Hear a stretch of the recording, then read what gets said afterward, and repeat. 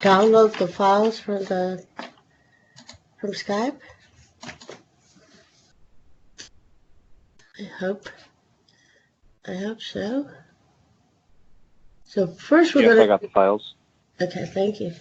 Okay, I don't know why mine coming in through the computer, not the headset. Okay, now it should be in my headset. Okay, so we are going to continue the one that I figured out the syntax error from yesterday, so we'll go and start with that again. So let's pull those out. So you should have the document already for that one, but let me make sure I put the document in as well. Using Azure CLI and Azure Portal.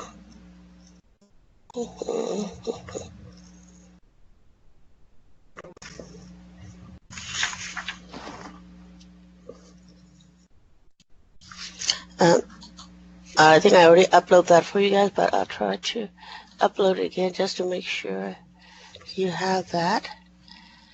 Hold on a second.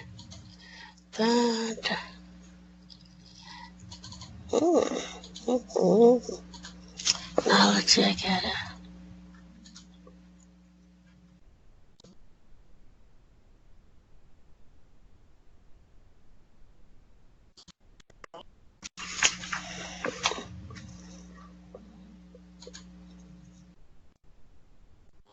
Okay, so I wanted to make sure I just upload another file.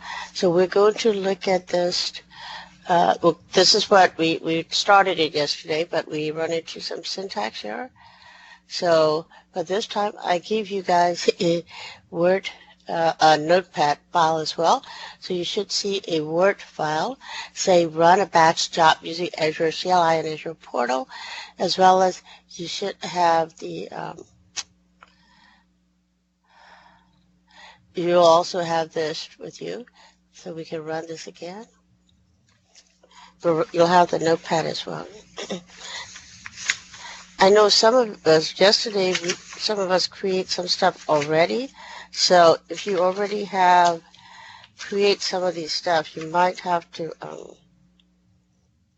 we'll figure it out. You might have to add stuff if we already have the resource group, or unless you can, make sure you can follow along with that. So I'm just giving a couple of minutes to make sure you have both files. So the Notepad is to pretty much to copy and paste stuff. So, and the other one is to follow along the document. So I'll have both of them open. So before we go in and do that, so let's make sure everybody has that. In the batch job file, so we create a resource group. So now you have learned how to create a resource group in the portal. We know how to create it in PowerShell. So here we're going to create it in Cloud Shell. And we're going to create a group, and you're going to name the resource group, something different than yesterday to make sure. We can use East US 2, or I'm using Central US, because if you notice that here, so here's all the stuff. I want you guys to cut and paste from Notepad and not from the Word file, because I think that's what caused the problem yesterday. So first we're going to create a resource group. Within that resource group, we are going to create a storage account. And in the storage account, we're going to create a batch account. And in the batch account, so we have batch account, then we're going to create a pool of compute nodes, and I'll go to explain what they are, what we're doing for it, but just want to make sure the series, the order to get it. Create a pool of compute nodes. Then we're going to create a job, and then within the job, we're going to create a task. And we did that with the portal yesterday. So let's back up here because we wanted to talk about all the database jobs. So sometimes, some organizations, what we do is that we'll wait till end of the day to update all our transactions, because we don't want to be updating in the middle of time, the peak time in the middle of the day. So a bunch of those updates or delete or anything, you want to do it to the database. We'll normally put it into a batch. So what is a batch? Batch is a list of transactions that you want to either insert, update, or delete, or delete anything to the database, right? All of those. So individually, we can say update, update this customer name to, with this, and in a SQL database. We can do, or we can create, a new user, all that stuff, right? Anything that, every single statement that we can do individually in Azure SQL, that we go, instead of doing one at a time, we're going to put them all together. Normally we create a batch job to make our process faster. So, of course, in the real world, you're going to have a batch job with 1,000 statement in there. Of course, for today, we're doing a small, only just to show you. If you know how to do 1 or 2 lines, you know how to do 1,000 lines as well. So that's what we're doing, okay? So batch job is have a list of jobs. So let's go back, and I want you to also make sure you understand, and yesterday we were talking about Azure is a object-oriented methodology. So for these, all these 15 sessions we're doing, if you walk away and you understand the object and say, okay, I understand object is stand by itself, and it's also only get permission through inheritance. I'll be happy if you get that down. Because object is very hard to, concept is a little bit different than what we're used to doing relational, so it's very, very important to make sure you got it. Hierarchy is very, very important. So the way that the hierarchy works for the jobs is the very top you have the organization. That's the highest level of hierarchy. And within that organization, we have many resource groups.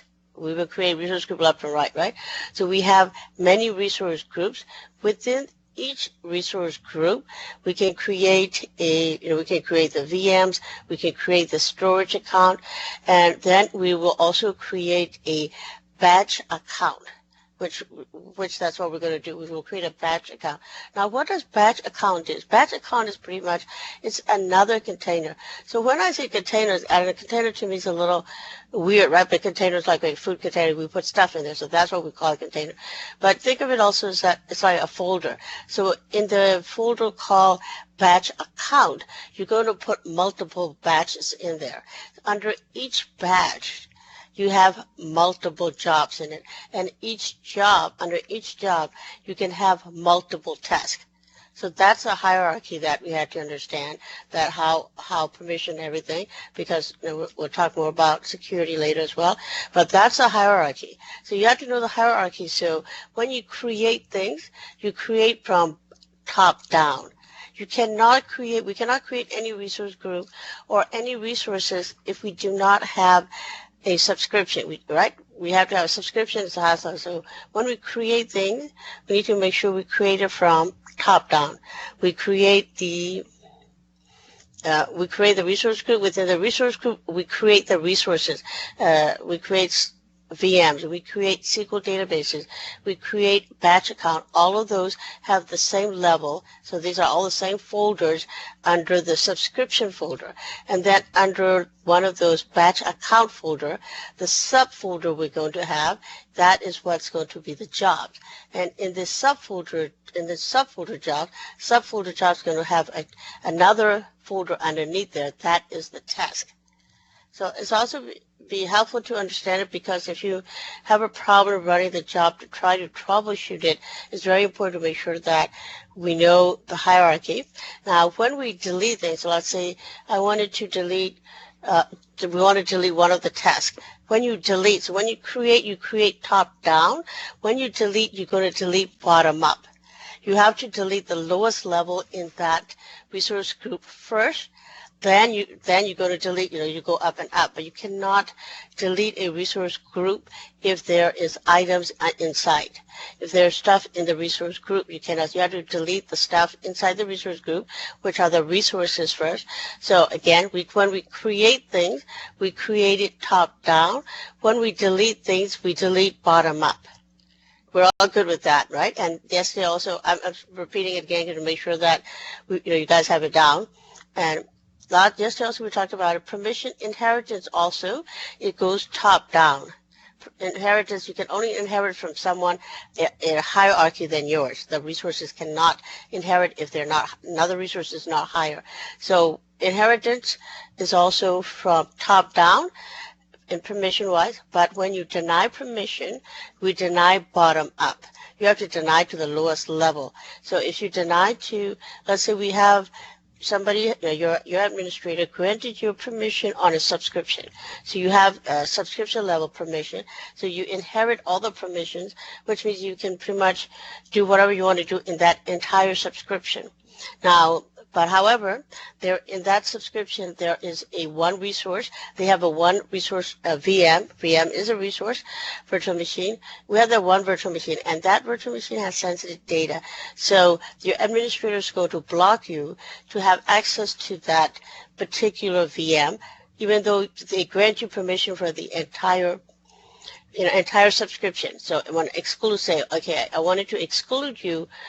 You have permission to the entire subscription, but we're going to exclude you this one VM. So when you deny bottom up. And deny permission always overwrite allow permission. Again, that's very, very important to know. Once you got, if you know that, you're pretty much good to start setting up securities. So I'm just going back and talk about what we did yesterday also, right? We talked about the security. So now, so because we have to create it always top down, so the order, so okay, we're not creating a subscription, we already have a subscription. Subscription is something we cannot create. You have to purchase, and when you purchase it, Microsoft will give you that subscription ID, and whoever your admin is, I don't know if one of the admins here in the class or not, but the administrator for Azure is going to use, take that subscription license, and it's going to enable the Azure portal. After they enable the Azure portal, then they're going to give access to users like you and me. That's why we have access in that, right? So first, because we cannot create a subscription, the highest level we can create as a user is a resource group. So we go ahead and create the resource group first.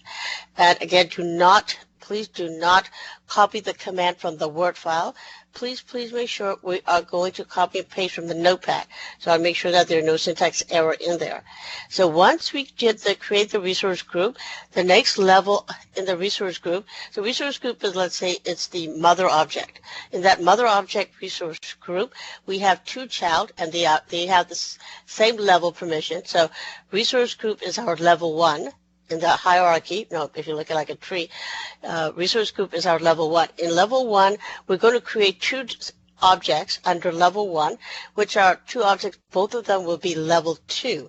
And so in that level 2, objects are the storage account and batch account. So storage account and batch account is sibling of that mother object subscription. Okay, so in that two object we can create the storage account, and then we're going to create a batch account. Once we create the storage account, we create the batch account. After the batch account, we're going to create a pool of nodes. So first we created a pool. So what is a pool? We were talking about yesterday also. What is pool in Azure portal?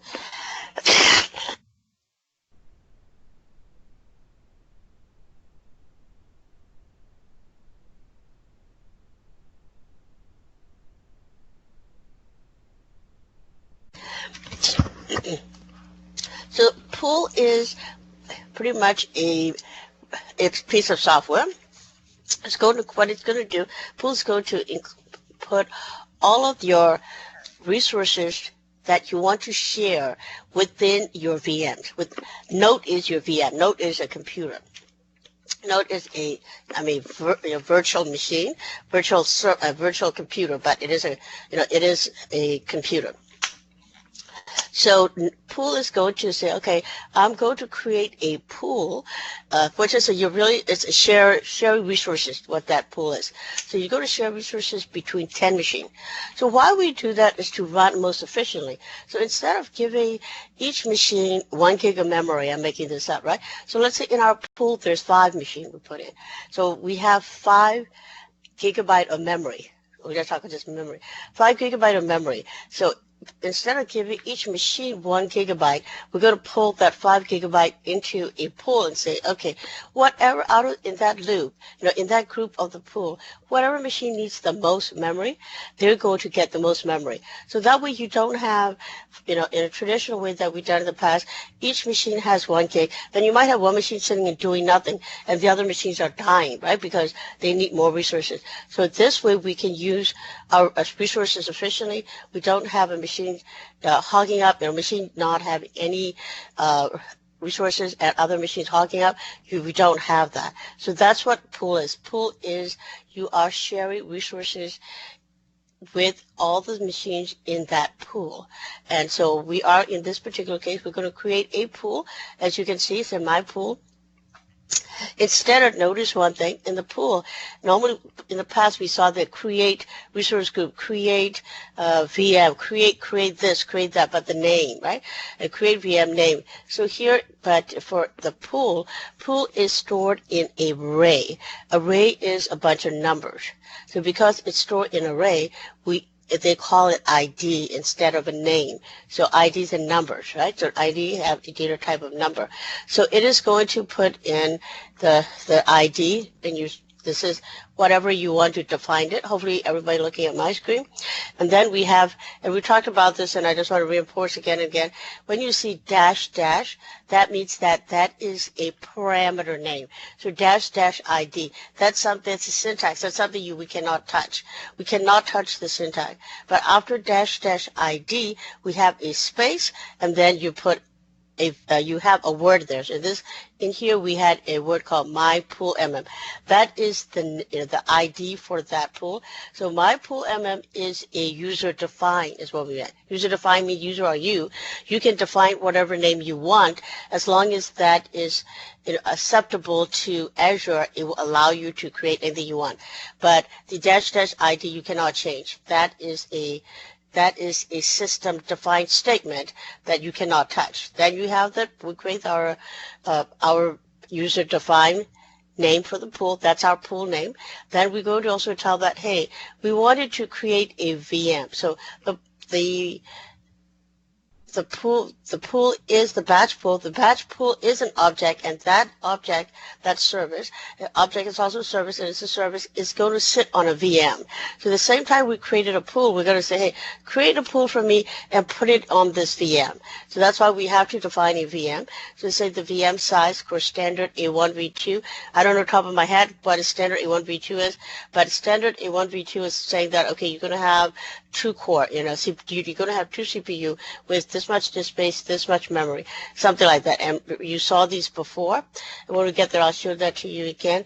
Microsoft kind of group combinations of different CPU, memory, disk space, all in a group, and name it, standard, basic, premium. That's what it is.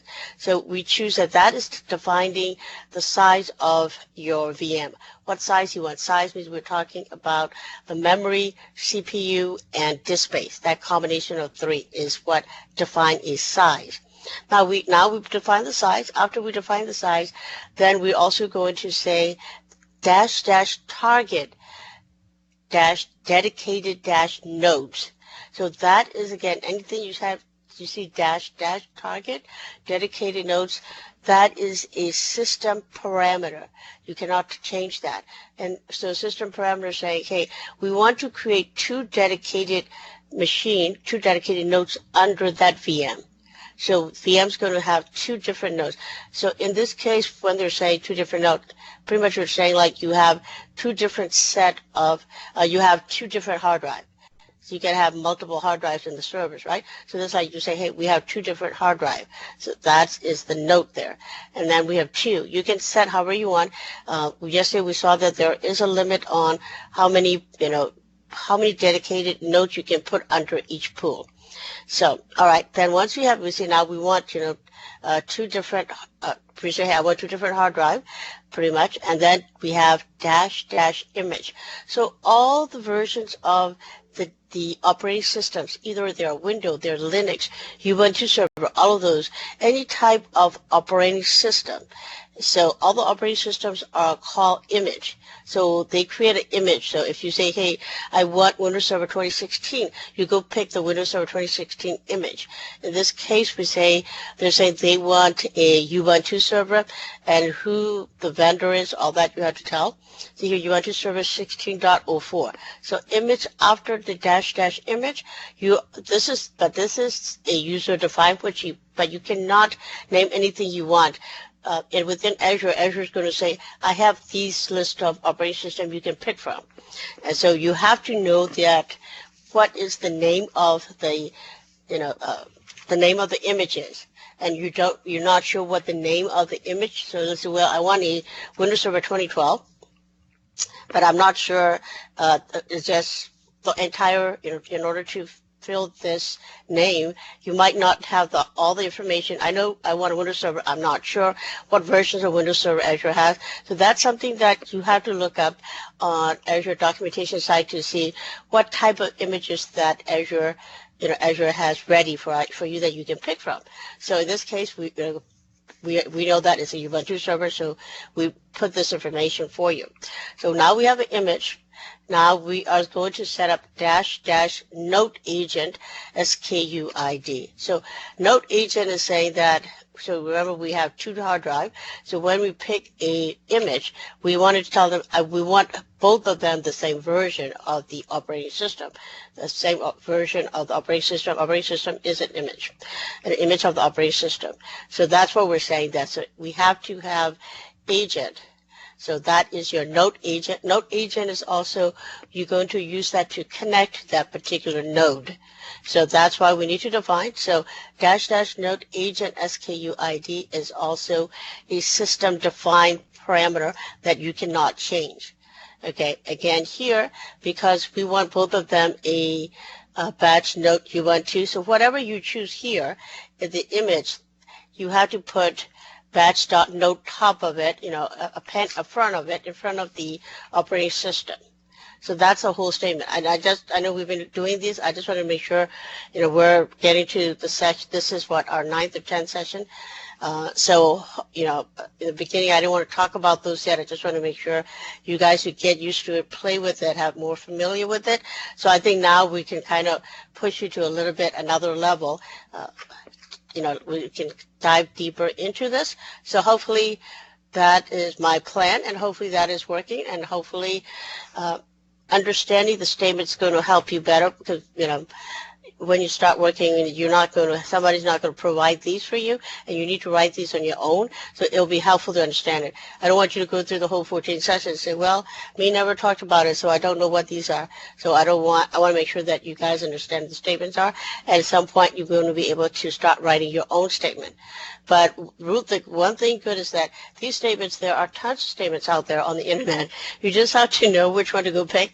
So I just go pick the one as close to what you want and change it to your server name, change it to the image you want. But the syntax out there.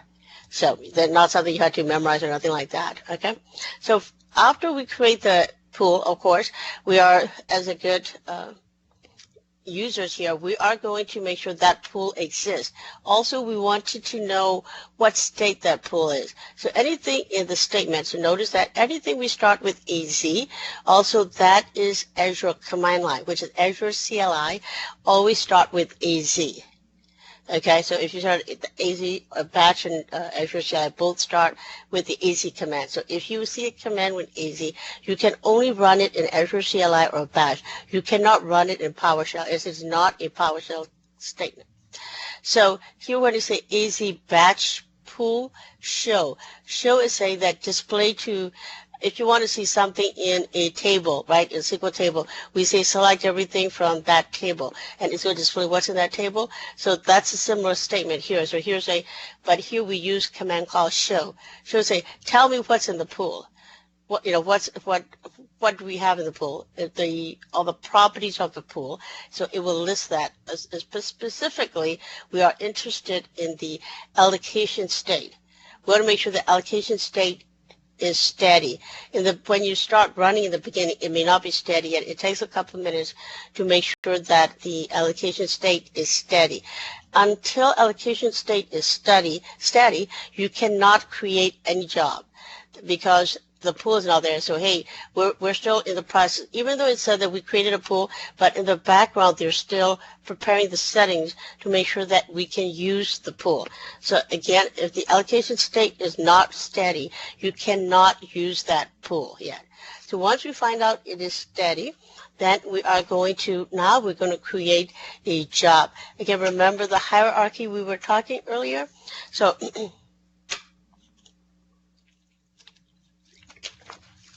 So we have the subscription at the top.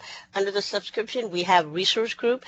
In the resource group, what we created, we can create servers. We can create, in this particular one, what did we create it in there? So far we have created a resource group. We have created a storage account.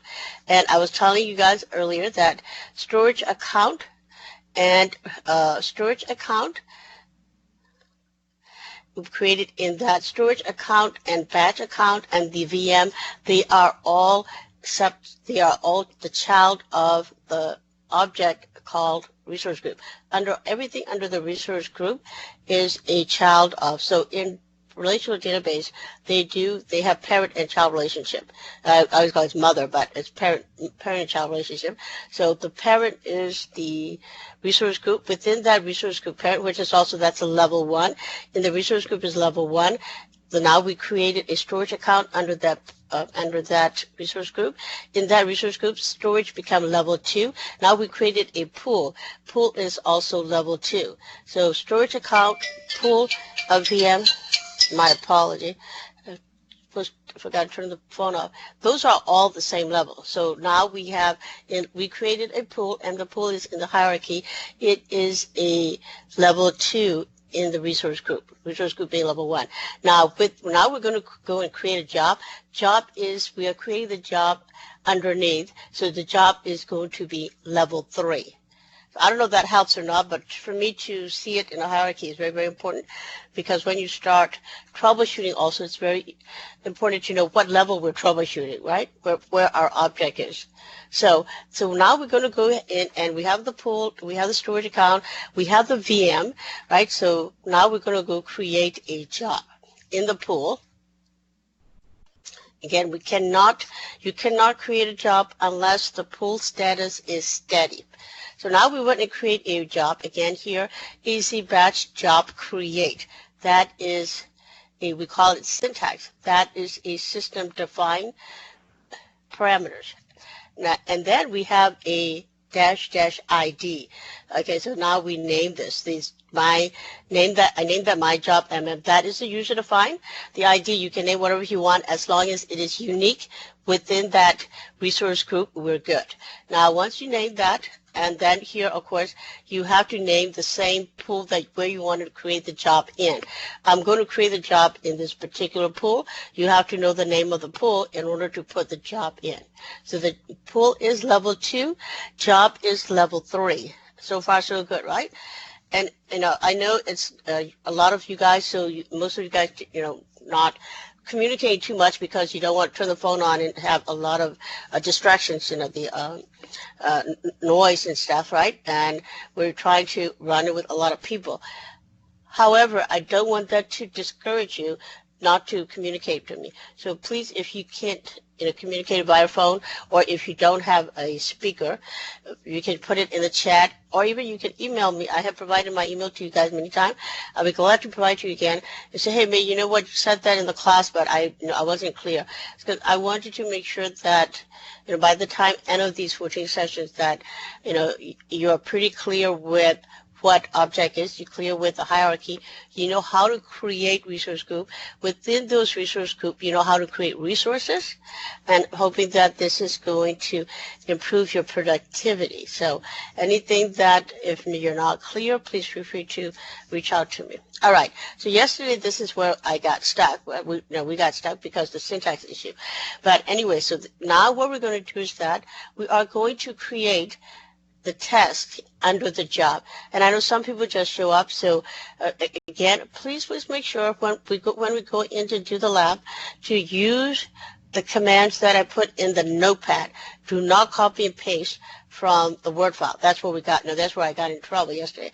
So don't use that because Word also had a append, a hidden character. So we can't see that. So that's where it gets, Microsoft Azure doesn't understand that character return.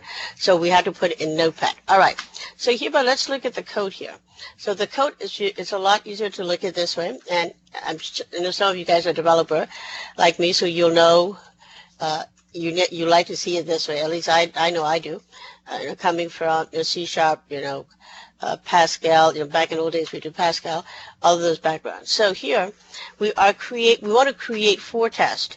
So now we had resource group is level 1. We have the pool is level 2, and the job is level 3, and the test is level 4. Test does not exist without a job. You have to have, even though it's only one test, you have to put it in a job. You have to create a job first. So in a job, you can have many tests. Okay, so within each job, you can have many tests. You with me on that, right? So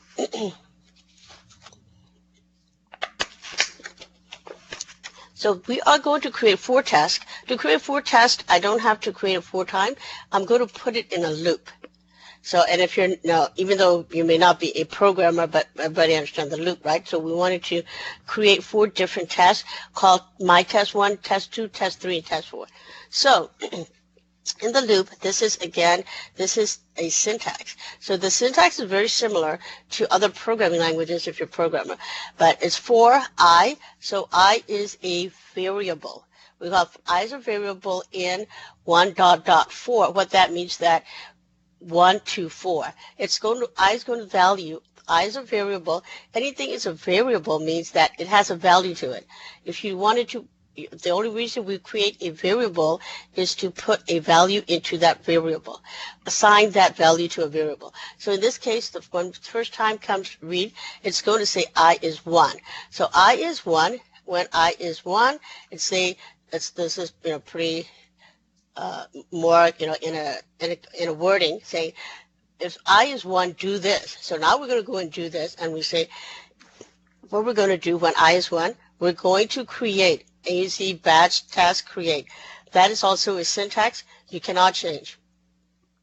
Either people call it syntax, sometimes we call it statement, sometimes we call it command, but they're all the same thing. Pretty much what that means, those are all system defined stuff. We can't define those. So we have to use AZ batch dash create. So when we use that, so now we're going to set a parameter dash test ID. Hey, create me a test and make my test ID my test $I. I want to show, and if you're a programmer, you already, that's a piece of cake. But if you're not a developer, you're not a programmer, I want to make sure you understand that.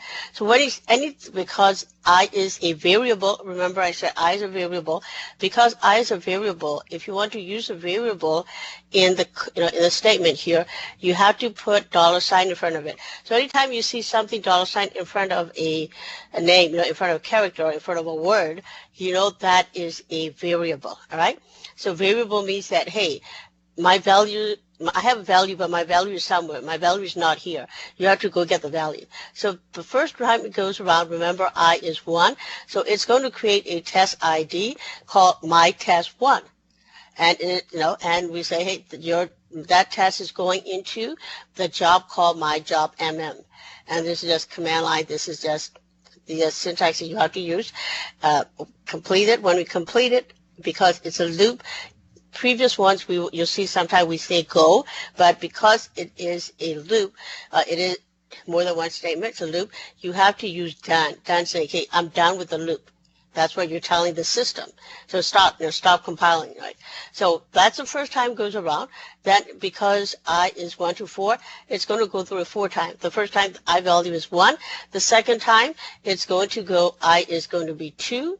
So when I becomes 2, my test is also going to become what? My test 2.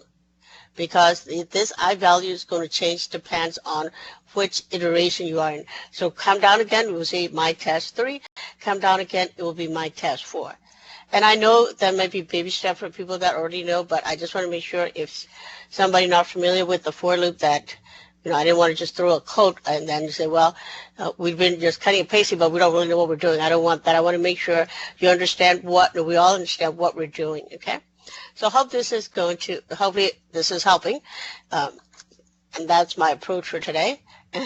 The view, and then we're going to view that test status. Anytime we create something, we also wanted to view it to make sure that we have created, even though the system said, oh, I created a test, but we want to go into the, to the system to make sure we see the test that we created. That's a very good practice we will always do. So here again, you see that AC batch test show. I know when we say show means what? Show means that we have something in the system we wanted to see. So you say, show me what's in the system. That's what we're saying. So when we say show, in this case, we say, hey, show me a test called my test 1, which resides in that my job MM. Show me that test detail, which means show me that test properties. So when we run that, you'll see a bunch of output. Hopefully, if we have created successfully, and we will also see the status of that test. It's going to say run. Is that running? Is it completed? What is it? So once we get all of that, we have set up all of that. We have created our test. Now, we wanted to go see what's in the test output is, right? We run a job. So what we're going to do is then we're going to run this statement called AZ batch test file list. Give me a list of stuff in that test file. Because remember, we created 4, right? 4 tests, but this is talking, so you should see this is particular, but we have created 4 tests, but we want to see only test 1. So we say in that list, from the test file list, go get the my test 1, which resides in that job called my job, and put those value out, whatever in my test 1. Put those properties into an output table. So if you say output table, it will show on your screen as a table. But it's very hard to read table because, when you're in Azure command line, it does not have any, not like Windows, right? So all the statements will run through. It doesn't have any carriage return or control like Windows have. But anyway, so we can output to the table, but we output it to the table. It's hard to read, right? Because it's kind of all over. It's hard to read a table on a command line. So we are going to say, okay, we're not going to do that. Then, we did that as well. I still can't really read it because, they're all out of line. Alignment is not right. So we can also put that output to a file. In the real world, that's what we normally do. People are not going to be looking at the screen because my test 1 can be 3 pages long. We're doing a very simple one, but in the real world, it would be a big one. So it's always good to output it to, right? We might output it to a table just if I'm looking for something that I can kind of skim through what's on the screen. But if I really wanted to analyze the output, analyze what's in my test 1, I'll push it out to a file. In this case, that's what they did. So they pushed out to a file called standard output, right? Standard STS out. And we're going to create that text file. We're going to download that, and we're going to create that in the code editor in the Azure portal. Remember, we did a couple of those. We say code space period. That will bring up the editor, and that's where you're going to see your output file. The destination is in there, and we can open it in the code editor. So that's what we're going to do. I know long explaining here, but this is what we did yesterday. We already created batch jobs in Azure portal, but we also wanted to show you how to create it in Azure command line interface. So that's what we're going to go in and do. Yesterday, because I was copying it from the document, a Word document. That's why we had a syntax error. All right, so we are going to go back into the portal. Any questions or concerns or burning desires? And everybody is awake, alert, and enthusiastic, right? Of course we are.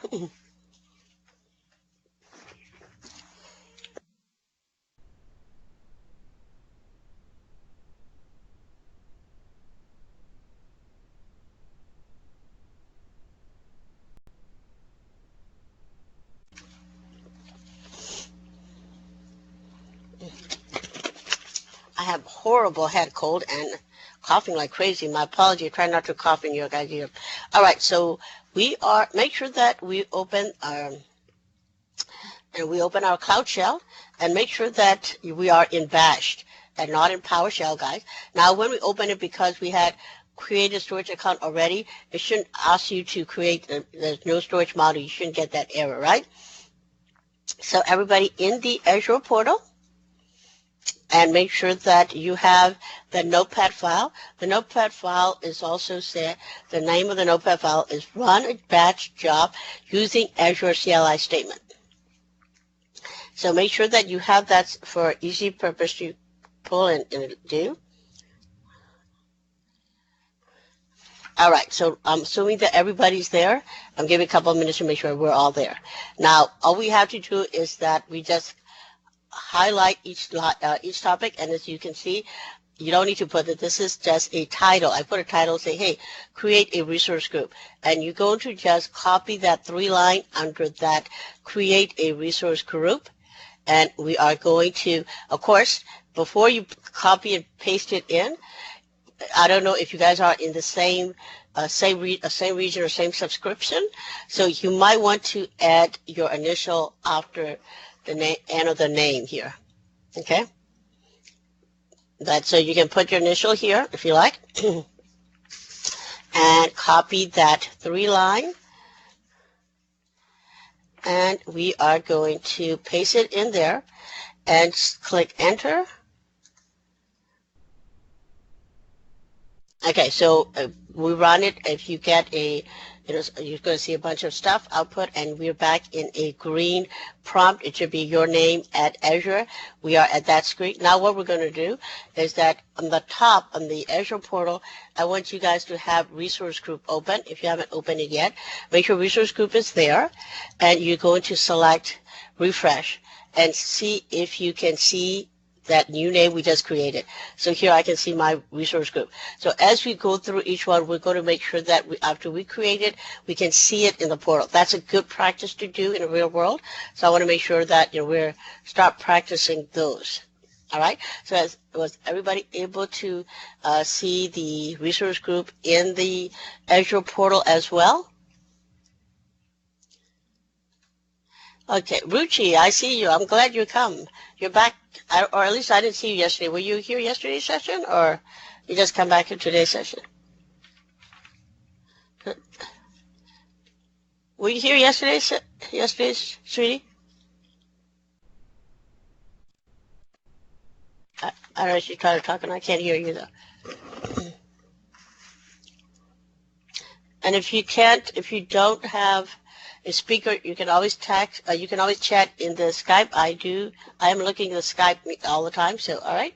So thanks for coming back. I don't know, you were here yesterday. I didn't see your name. Maybe I just didn't see it. All right. So everybody checked. If we had created a resource group and it came back, we checked in the portal, so we're good. We're going to the next one. We are going into create a storage account.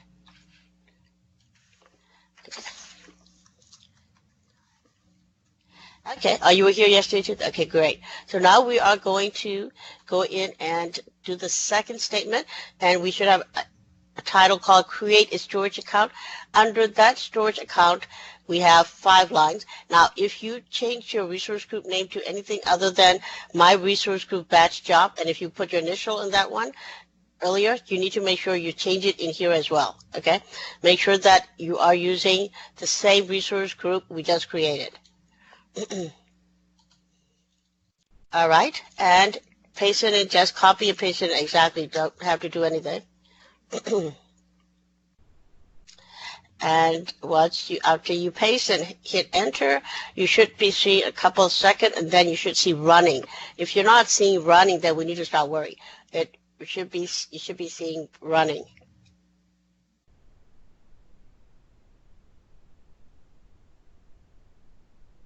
All right, Mind Brand, and I am back at the prompt. So as always, once we create it, what we're going to go do, we are also going to go check in the Azure portal.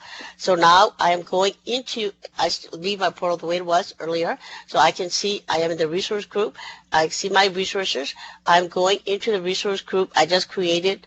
So I'm going to my resource group batch job. So now I am in that resource group batch job. So in that, once you are in that resource group, what you're going to do is go find, did you see your storage account there? So I can see my storage account in my overview tab. I have a my storage account batch job. So you confirm it, you see it. If you see it, we are good. If you don't see it, click refresh a couple times. Sometimes it can be a little bit slower, but if you don't see it, we need to look at it. Why? Because you're not going to be able to continue unless, because these are in the right, this is the right order that you have to create things when you're in your production environment as well, okay? So not only that, I want you guys to understand the statement, I want you to understand this is the order you have to do. All right. So now we are going to create a batch account. So what is a batch account? Again, batch account is what we call a container for the batch. In the batch account, that's where you're going to put all your batch job in it. Okay, and it is a separate object. So now we are going to go copy and paste the one underneath the create a batch account title. Again, if you change your resource group name or storage account other than what's in here, make sure that you change it accordingly, and then go copy that 5 line. And click enter.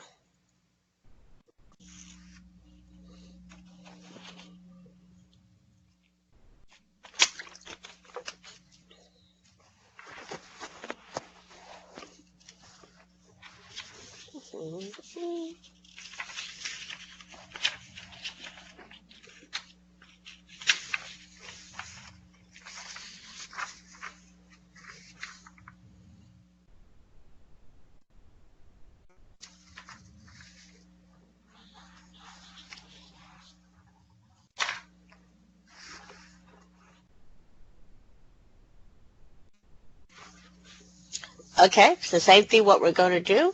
We created a batch account. Some of you guys might be back already, and some of them may still not.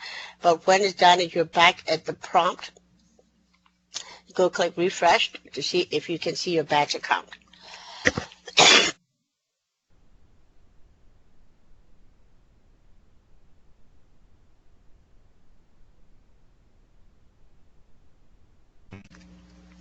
Now, can you verify that you see your batch account in the resource group? So if you can see it, then we're ready to move to the next step, okay? I did have a quick question. Yes, please. May I ask your name? So, yeah, this is Jeff. Oh, Joe, okay. Jeff, sorry. Oh, Jeff. Sorry, I didn't hear it. My apologies. I just wanted to confirm, you might have covered this in a previous session and maybe I missed it or something, but you're doing a lot of this in the PowerShells here. So I'm just curious, is that the preferred method, or, I mean, because I thought we did this in the UI yesterday. So. Yeah, we did it in UI. Yeah, so it is yes and no, but most, the reason is that some of the commands that so everything that you can do in the portal, you can do it here in the, in the bash shell, like the Azure CLI shell. But some of the stuff you do in Azure CLI, you cannot do it in the portal. So Azure CLI have more, so that's a good question. Yeah, we want to show you both ways, but I think for most of us may not be different. But if you wanted to run the administrator role, if you're the administrator for Azure, you wanted to learn, you need to make sure that you know CLI commands, because some of the administrative stuff you'll do, you have to know the command. You cannot do it in the portal. And we do that on purpose because we want only experienced people to manage that, right? So we don't want also people accidentally clicking in the portal and to create the whole database or delete the whole database in a production environment, you know what I mean? So that's why we don't, some of the more complex stuff, you have to do it in the command line. We cannot do it in the portal. Good question, though. Sounds good. Thank you. And it's good to do it, learn how to do both way anyway. But also, if you notice, this is a lot faster when they create things, a lot faster than you creating in a portal. It's also used less resources. So that's another reason Perfect. that developers that like it. So, all right. I always tell all my students that there is no question is bad question or stupid question or doesn't make sense question. Every question have, every question is a good question. The only question is a bad question is the one you didn't ask. All right. So feel free to ask me. And I said, because it's a big class and or you don't have a speaker or anything to communicate with me in the class, and because a big group you didn't want to ask in the group, and you don't want to take the class time or anything, feel free to reach out to me via email. That's what I'm here for. Okay? All right, so next one we are going to run as once we create the batch account, now we are going to create a shared key authentication, because you have to have that, you have to know that particular, to access to that batch account, you have to know, because again, everything is object. So in order to connect to that object called batch account, we have to have either username and password or a key. So that's what we're doing. So once you copy and paste that, let's click enter and let that run, the shared key authentication. And one more thing also from answering that question, if you want to go for certification down the road, you do need to make sure you know Azure CLI commands. That'd be about 30% of the test questions. All right? Okay, so what we just did, now we create the batch account and we also attach a login to that batch account. So we say, hey, if you don't have the share key, you cannot access my batch account, which means that you cannot access any of my batch job or my task, and also you cannot create any. So you're not, normally not everybody has the permission to create jobs and all that. You might not even have permission to create a resource group. Most organizations, we only have 10 or 15 people can create a resource group. I mean, we're doing it here because it's a class, but in the real world, not everybody's going to have access to create a group. The last thing you want is you want to have 10,000 resource groups sitting in your subscription. All right? So now we created a batch account login for our batch account. So what we're going to do now is we are going back into the portal. On the portal on the top, we are going into that batch account we just created. So we go back into your batch account, batch job. Just want to show you something which didn't show there. So here, when you create a batch account, I want you to say, here is a URL. There is a URL there. So you can provide that URL to end users or your clients that you need to give them access to that batch account. Okay, so you connect everything that we created within Azure portal is an object. Every object you can access this through a URL link. So it's always a URL. It's always an endpoint to somewhere. All right. And notice that in the overview tab, you get to see what the location is. You can quickly look at it, what subscription ID it is in, what the name of the resource group, all that stuff.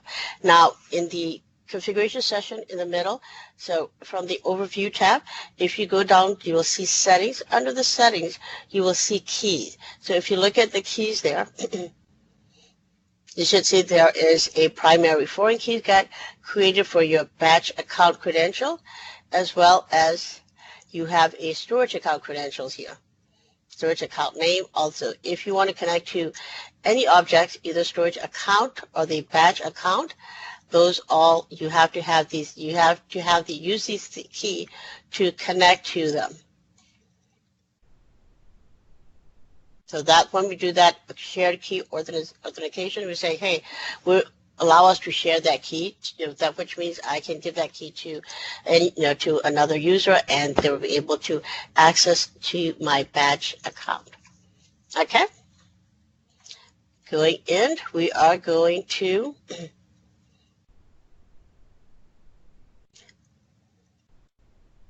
now we are going to create a pool, create a pool called My Pool. So if under create a pool of computer notes, if you want to name your pool something different than My Pool, this is where a chance for you to do it.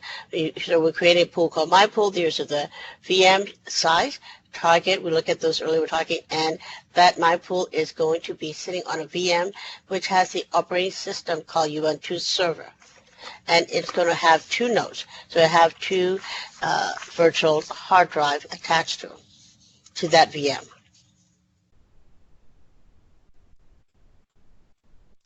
So I add my initial to that because I think I already have a pool called My Pool. So now we're going to copy those statements, and as we do, we are going to copy and paste it in here.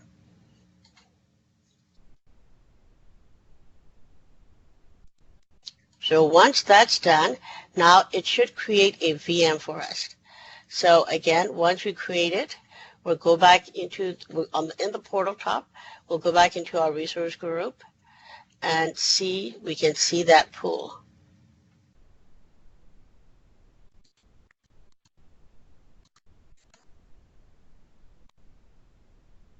See that VM, I mean. I don't see my VM yet. Maybe it's still taking time.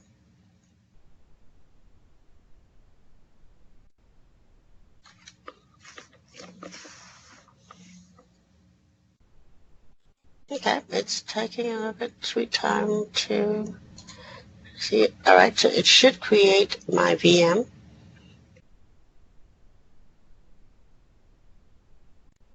All right, we'll come back and check on it again.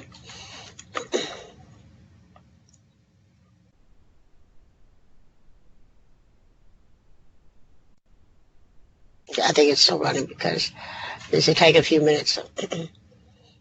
Now we can go also check the status of the pool by saying easy batch show. So I'm going to click that and do that. Specify pool does not exist. Okay, well, I know what I did. I changed my pool to, I put initial here, so I need to make sure I put it everywhere I have my pool. My pool, okay.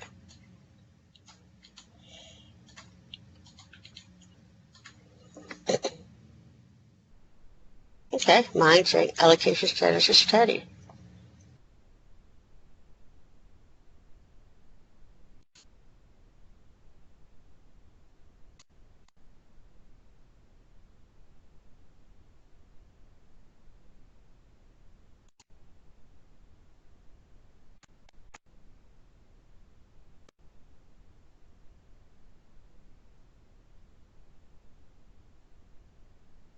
I think it's not showing up yet. Yeah, come back and check it again.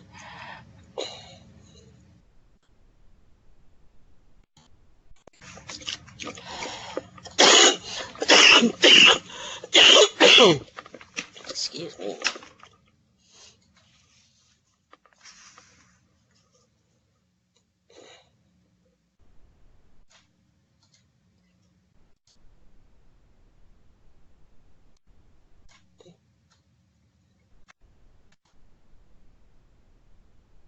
Okay, so once you run that easy batch pool show statement in the Azure portal, you want to go into your batch account you created. Go to your resource group first. My resource group batch job blah blah blah. In there, you're going to go into your batch account. And once you're in the batch account, under the features in the middle section, under the features section, you should click on pool.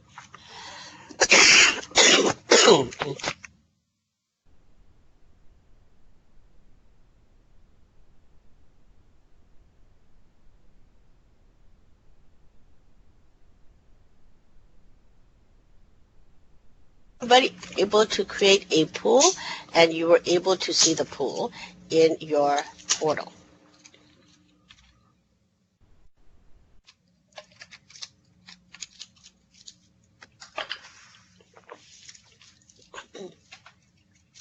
And also you want to make sure you check your allocation status. Allocation state is saying steady. That means that now we're ready to add a job to it, okay? So we have that pool. We can go into the pool, and under the pool, and you scroll down. Okay, we don't have any job yet. So when we have job, we'll see the job pops up here. All right, so you can add a job from here, but we're going to add it in the Azure portal. In Azure command line. So you have to wait to make sure your pool ID, the pool we just created, is going to show allocation state as steady. You cannot create a job unless the allocation state is steady. Once that is steady, we are going to go back to the notepad, and we're going to create a batch job. Create ID my job, pool ID. Oh, I got to add my pool MM again, and we're going to run that.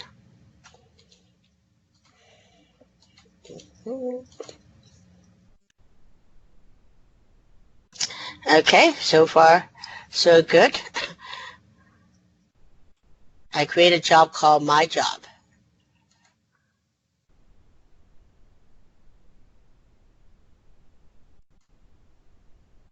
It goes into the storage.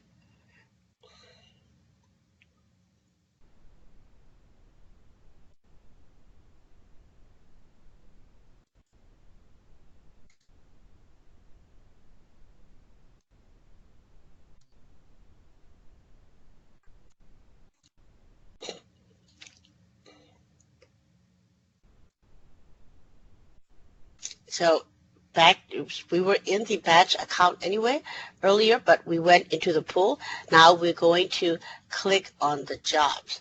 So it's under the features. Right underneath the pool, there is a feature called jobs. So you should be able to see your job, and it said it's active. And you open the job, notice that you have no test yet, okay? So the next thing we're going to do is create a task.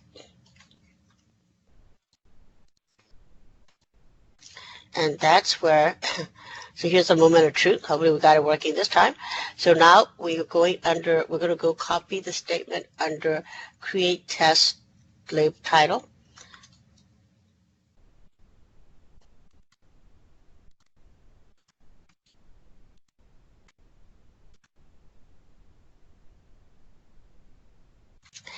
I hope everybody able to run that right.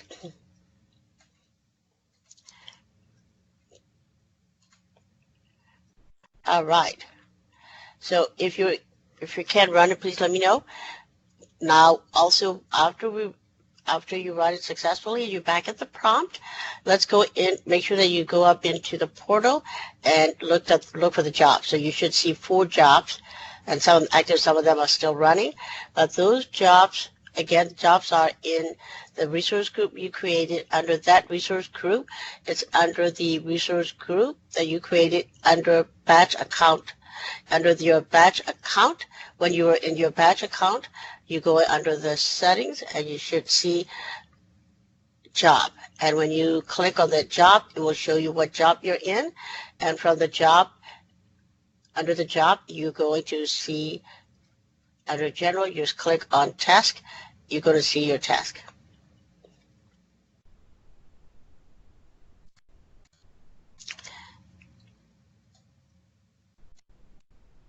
Everybody so far so good, right?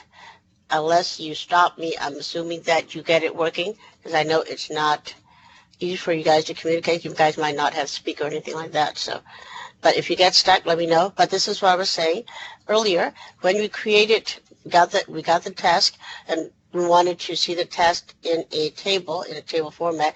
Notice that it's hard to read because it's going all over, right? So no formatting there. So I'm like, okay, I can't read that.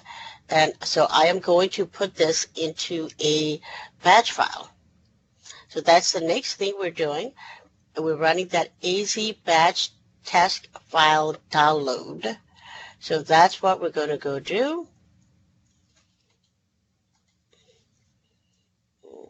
My job, I don't think I changed my job. Yeah, my job, I didn't change that. I didn't edit anything. So if you name your job anything different, this is where you need to change. You're going to need to change that accordingly. Okay. So we're going to paste that command. All right. I already downloaded it. Say I have error, but you guys shouldn't have a problem. Now, once you get that come back, we're going to type code space period, and we will be in the editor file. Under the editor on the left panel, you have files. Under the files, scroll down. It normally should be the bottom, the last one. You should see standard output text file, and click on it. You see what, so this is a lot readable, right? Easier to read than it was in the Azure command line to shell. It's running all over. This is more alignment correctly. So this is telling all the things that we just did. Okay, it created a job, it startup the test. Within the job, it went through what you're trying to do, and it gave create a batch account URL, and all that stuff. Is the batch file shareable or not? So we're doing all of that stuff. Was everybody able to see in the code editor and able to see what we just did? So we did the same thing yesterday in the portal. So again, what did we do today? Just make sure we got it all down. We created a resource group in the one subscription that we have permission in, and after we have the resource group, within that resource group, we created a storage account, and within that resource group, we also created a batch account. Under the batch account, first of all, to get access to that batch account, we had to assign a credential to that batch account, which means I created username, passwords, logins, and then we create a pool, and in the batch pool with a VM, and we have 2 nodes for that VM. We tell what image we want to use, we create that, and then we check the allocation state of our pool. Once that was steady, we went and create a job, and when the job is running, we create 4 different tasks, and we went and look at those tests, and we look at those tests on the on the display on your computer screen, as well as we push it out to a text file. We went into code editor and look at that text file to see what is getting created. Any questions, concerns, burning desires? At least today it works, right? So that's good. When technology is working, I'm happy. When it's not working, then I'm not happy. All right. Very, very important. You want to keep me happy, right? I want to keep me happy. All right. Everybody able to see that? And then we're going to save this file, and let's close this editor so it's not sitting idly doing nothing. Anybody had a question, concern, burning desires? If not, we are going to move.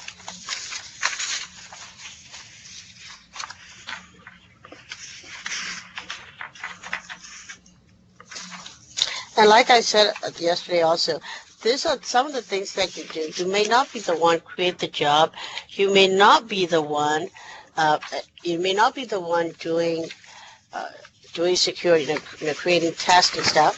But if you're, I'm sure you're involved in data one way or the other. So it is good to know what can be done and what it can be done. And like I was been telling you all along, that knowing more is not going to hurt you. And one thing with Azure, because Azure is not like no other application, no other enterprise, nothing like that, because everything is connected as an object in the back end. It's very, very important, very, very important to make sure that you understand how that whole thing works in order to do any type of job, either you're a developer, architect, or administrator, or end user, because there's nothing, even though each of them can stand by itself and stand alone, but by inheritance, or by using stored procedures calling these different objects, you have to understand all the background, what is happening.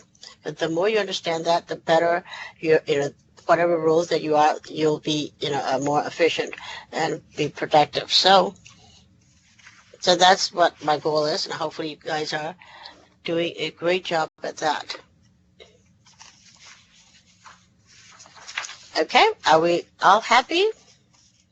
Are we happy, campers?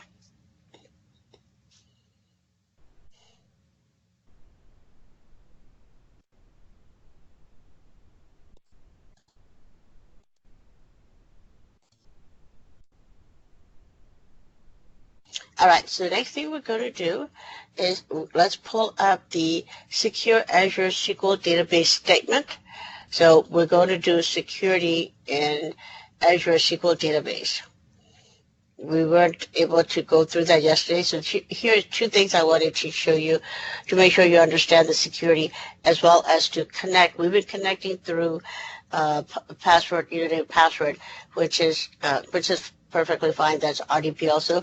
We can do a remote desktop connections, and we did some of those in early sessions. But here we are going to connect it through SSH key. So I want to show you how you can connect it that way. So that's new, we haven't done as far as connection, using a different method to connect. All right. So we have that filed, and let me go find my other one. I think it's in the 10.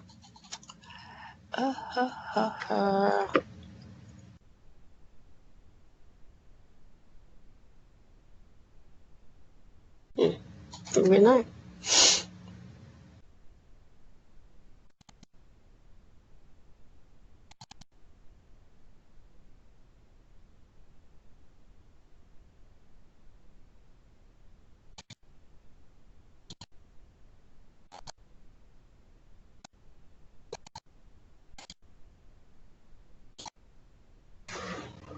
I want to make sure you guys have this document as well.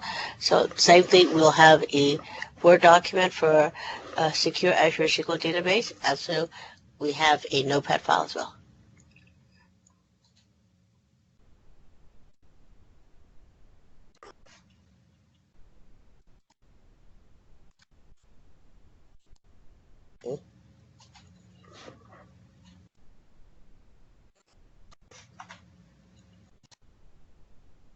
Okay, so we have both files open.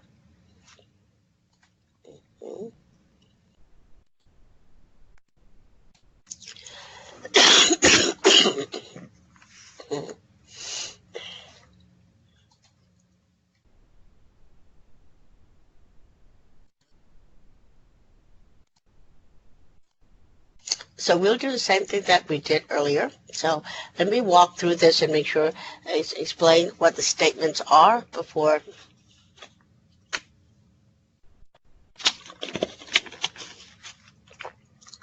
So here we are going to first create that SQL database, and then we are going to secure that SQL database.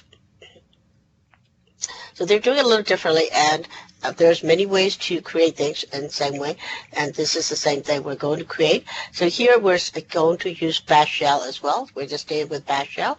So if you're looking at the statement, so export admin login equal whatever you sign. So when you're using export means that you are setting up a variable for these.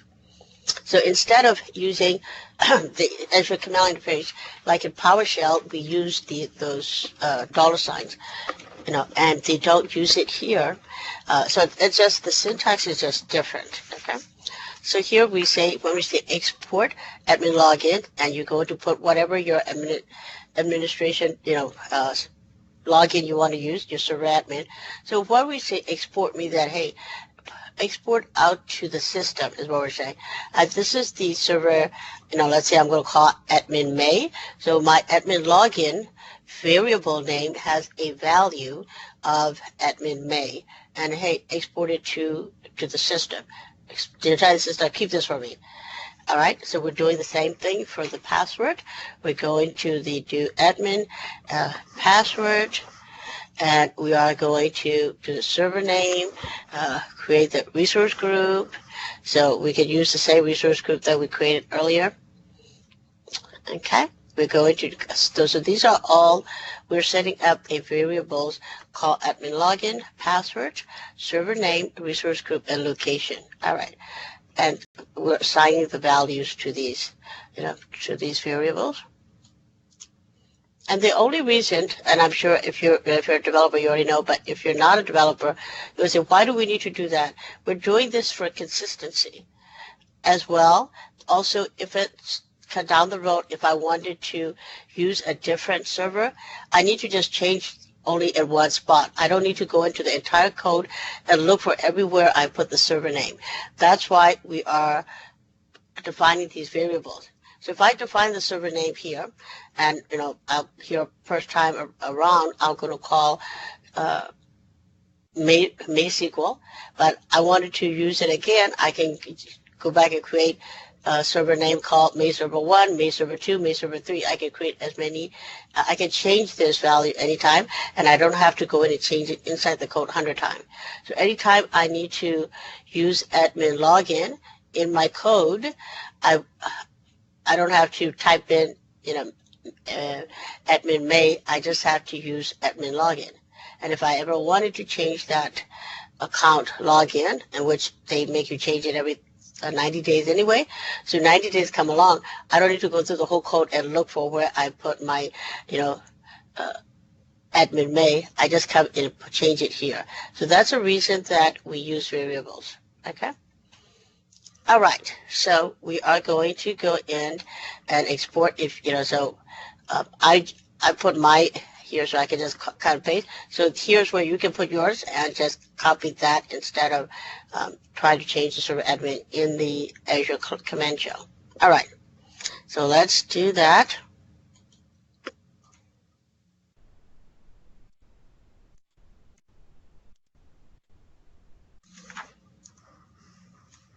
Okay, once we got,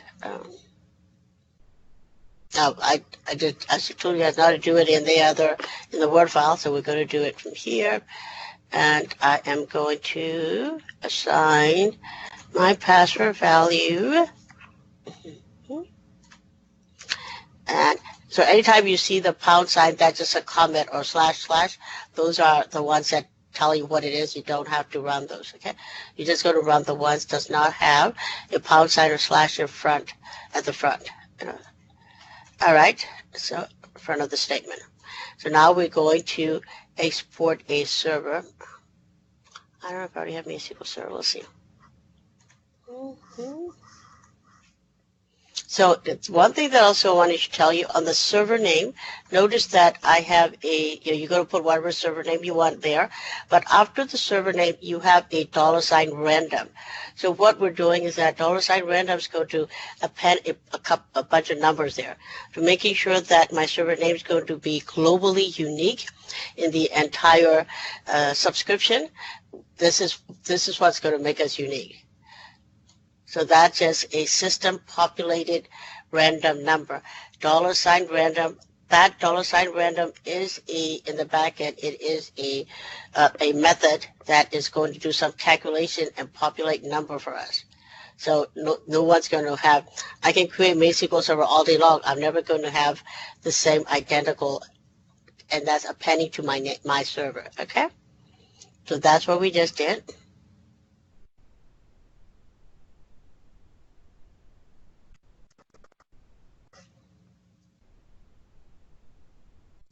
We can put it in the same one. Okay, batch job. I can put it, or I'm just going to call my security resource group. This is.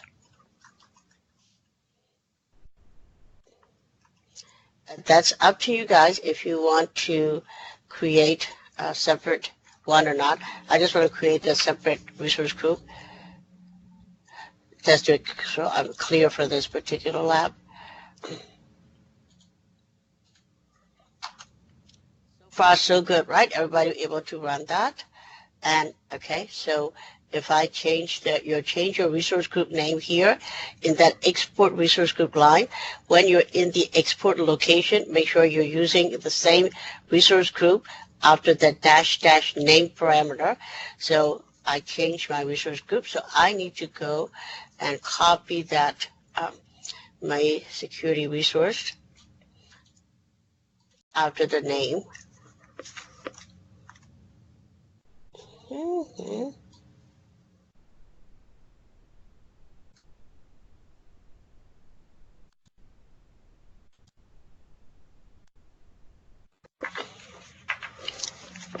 Okay, before we run that, we need to do one thing. I thought I typed it in. Why I don't see it?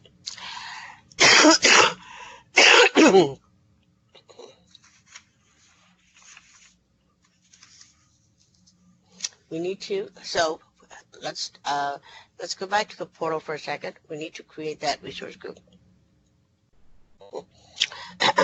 So we go back to the resource group in the portal. Under the resource group, you see a plus add sign.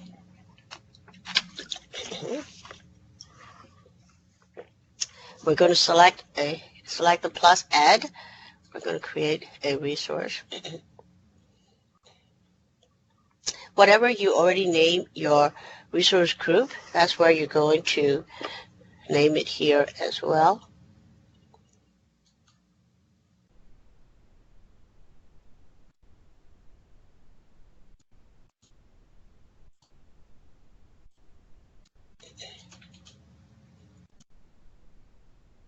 And I think we've been using Central US. So Central US looks good. So we need to go and create the resource group first before we can run the next statement. So we're going to use here, location is Central US. I'm going to click Review and Create. And select Create.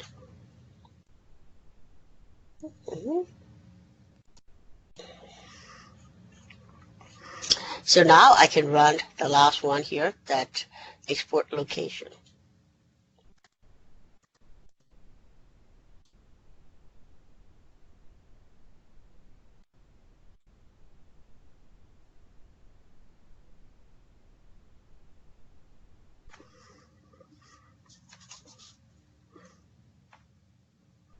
Okay.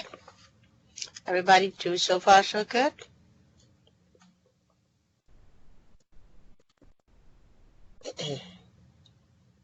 Now we have created the resource group, and we also give all the, we assign all our parameters. The next thing we're going to create is SQL Server. So let's run the step 2.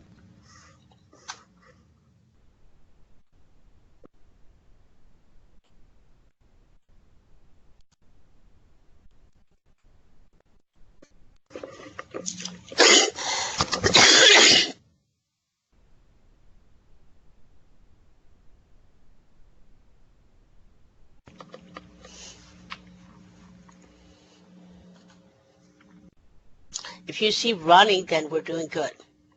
If you don't have running, we need to know.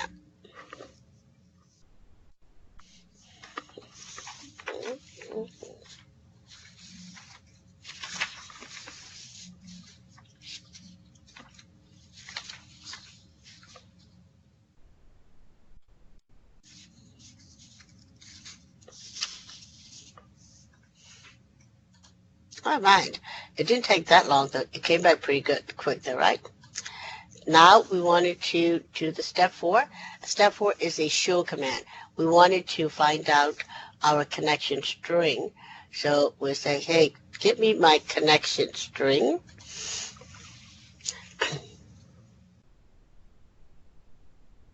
So that's what we're going to run. After we run that, let's go look in the portal now.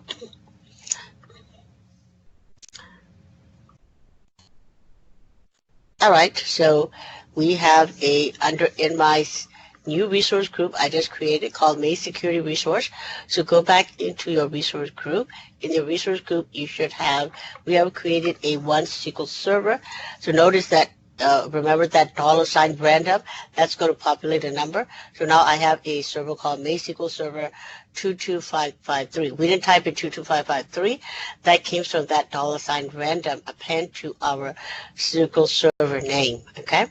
Now we have the SQL Server that we can go into the server in the portal. When you click into the portal.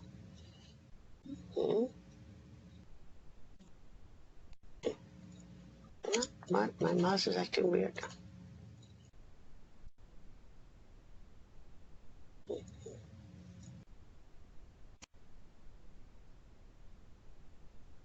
So you are in the SQL Server. Now we need to go back into.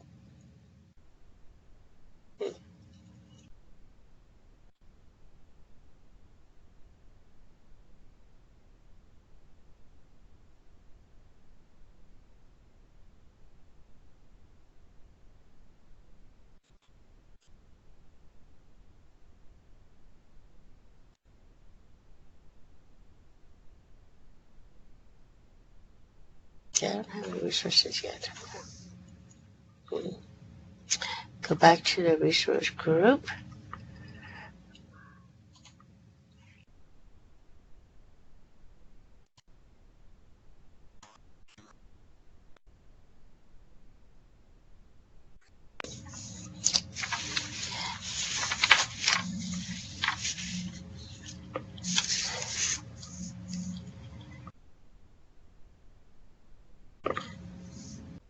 It hasn't created our database yet.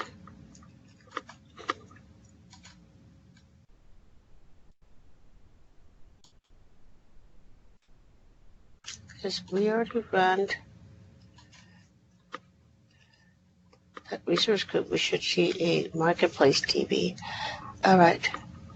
It should have this value in there as well. Okay. I think it's still creating in the back end though. I just wanted to check. All right. We can continue. The next thing we are going to create,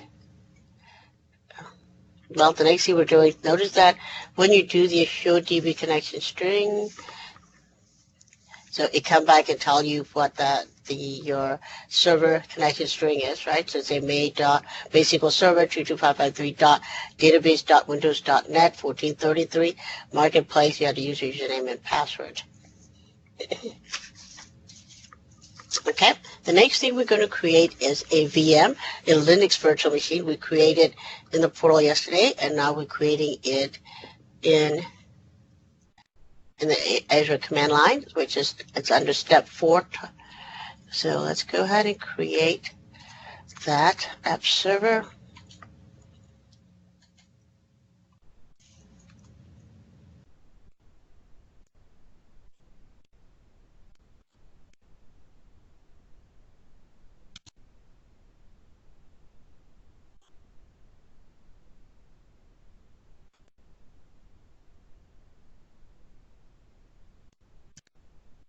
Okay, that is running for a while.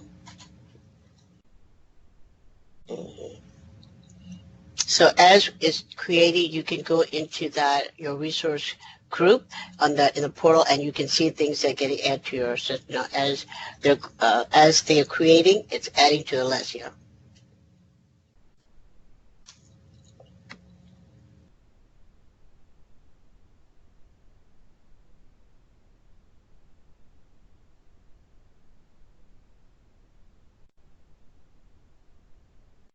So it should be running, and after we finish this lab, we'll take a quick break.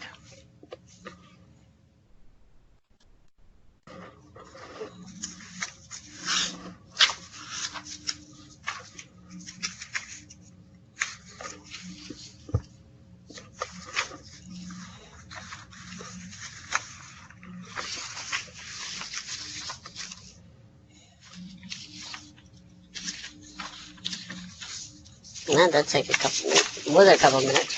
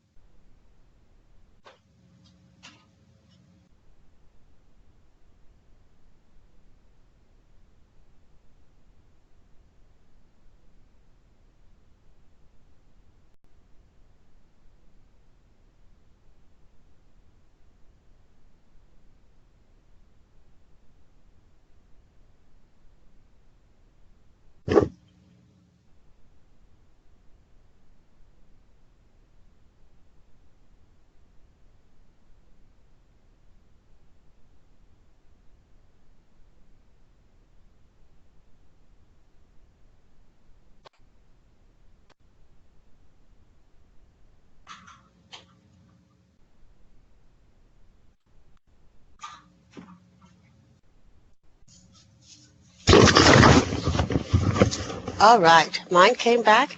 Hope you guys have come back too.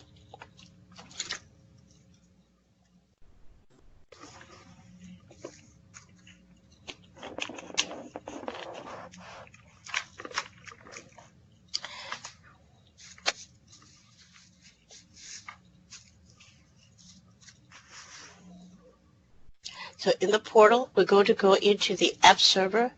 In the app server,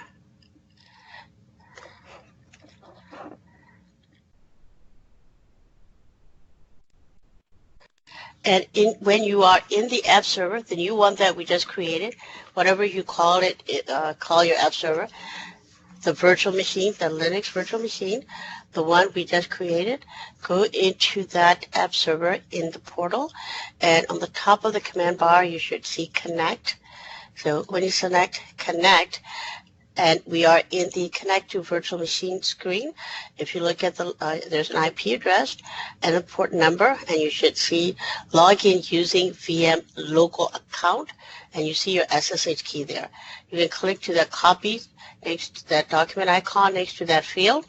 Again, the field is login using VM local account, and we are going to copy that, and that is what we are going to type in here. But let me make sure that we're on the right step before I go there. So this is what we just did. We just created a Ubuntu server, and now we are going to connect to it by using the SSH command, okay? So that's what we're going to do.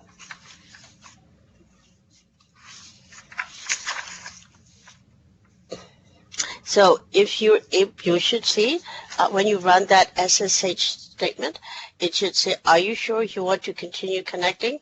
And you're going to say, yes, I want to connect to that VM, our app server, the virtual machine we just created. So you'll see a bunch of things run, but what we need to make sure is when you're looking at the prompt, now it should say your name, in my case, my name at app server. You need to see it's app server. Now we are in the app we just created. If you don't see app server, you weren't connected to the app server. So we need to make sure you are in the app server. Everybody so far so good?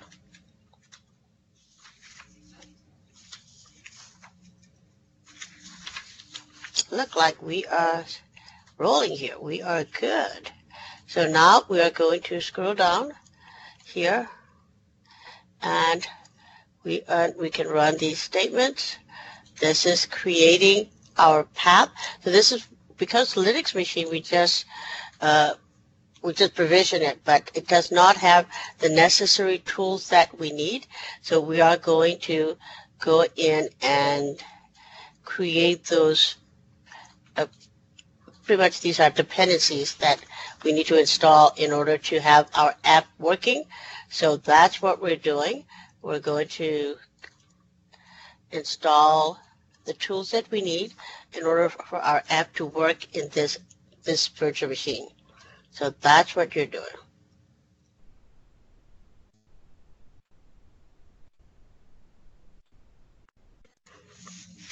I just need to look at this one statement real quick in the Word file. I want to make sure how the order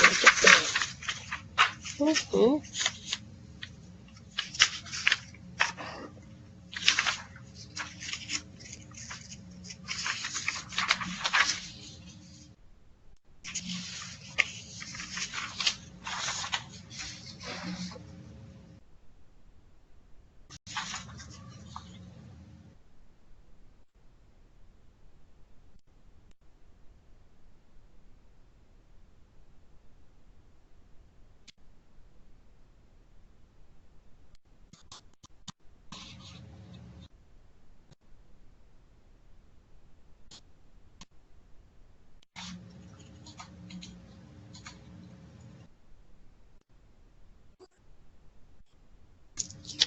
And we run the sudo get update.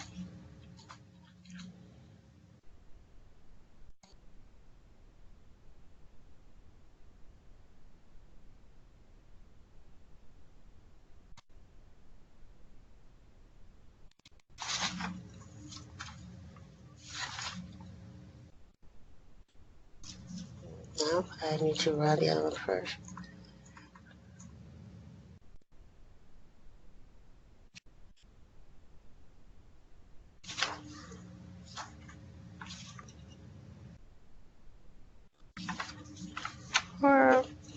Then I run my update statement.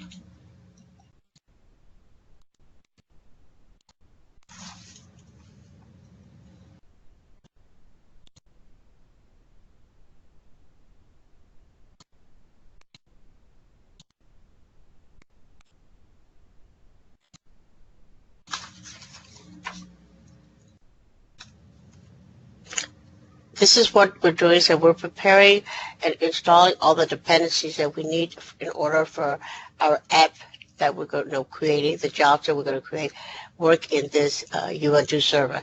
Because it's just a brand new server. We haven't put anything on it, so you have to install all these dependencies to be able to use Microsoft tools. That's what we're doing.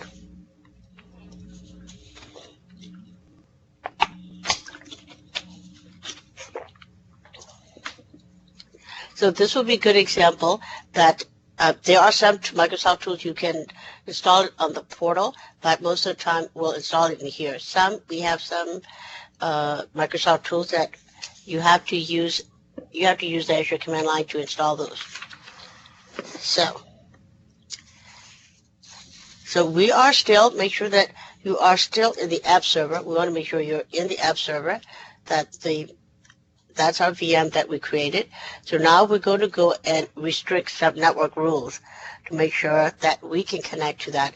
So here we are in this statement, the SQL command statement, TCP. So here's 3 places you need to change. So I try to put as much explanation in the steps here, but so the server 12345 dot, so that server with that 12345, that needs to be replaced with your server name. So let's make sure we go see our server name to know what our server was supposed to use. So I will go into, I do not see my, SQL Server. So go to your SQL Server we created, and remember we had those numbers in it, 22523. Mine is 22553. It's append to whatever yours is. So that's where we need to go put it, replace it here, where that server 12345 is. Everybody got that, right? So you need to go to your SQL Server and replace it with your SQL Server name. Mine should be something like my SQL Server with a bunch of digits append to it. So make sure you go find the right one. And that's the first thing we got to replace. Then second thing you go to replace is your username.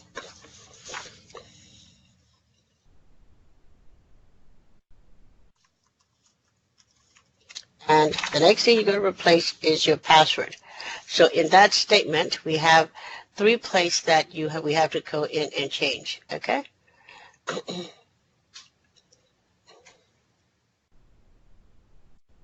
You're going to change the SQL Server name in there, and you are going to put the right admin and your username and password here in that statement before we can run it.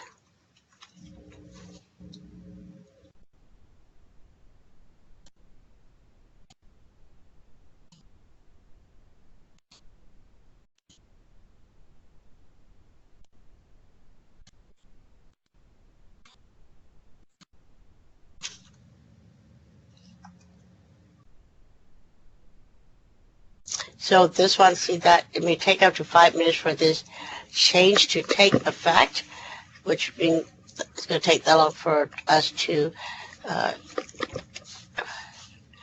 request it.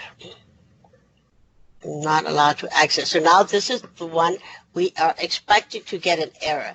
It say it cannot open that server because the server is not allowing us to connect. Everybody see that, right?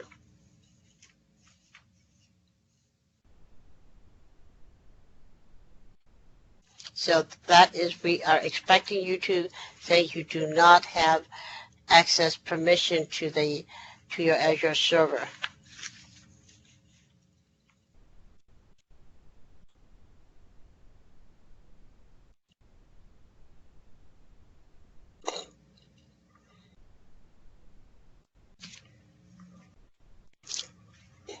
Everybody got the error? So this is where we are expecting an error, okay?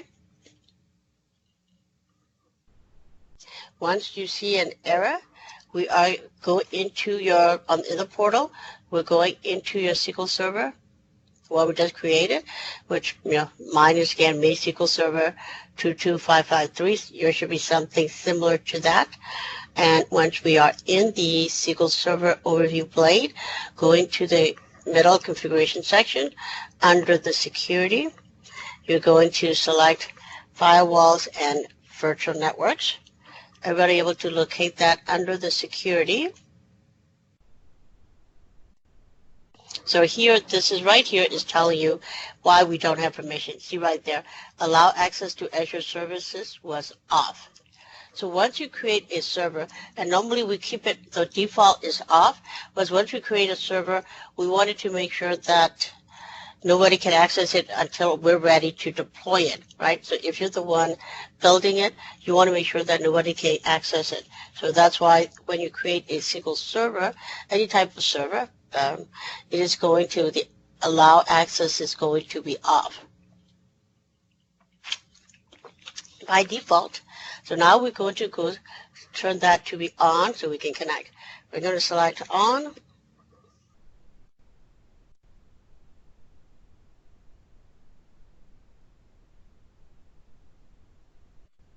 And save after you select on. Everybody able to find it, right? Save and say successfully saved. We see that. Click OK. That we are going to run that command again. And this time it should allow you to run it. Now you should see a different output.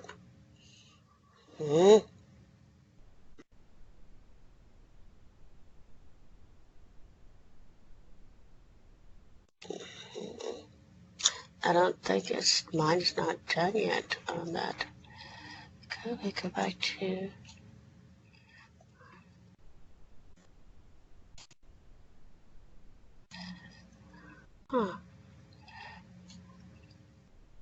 for some reason we don't see resources.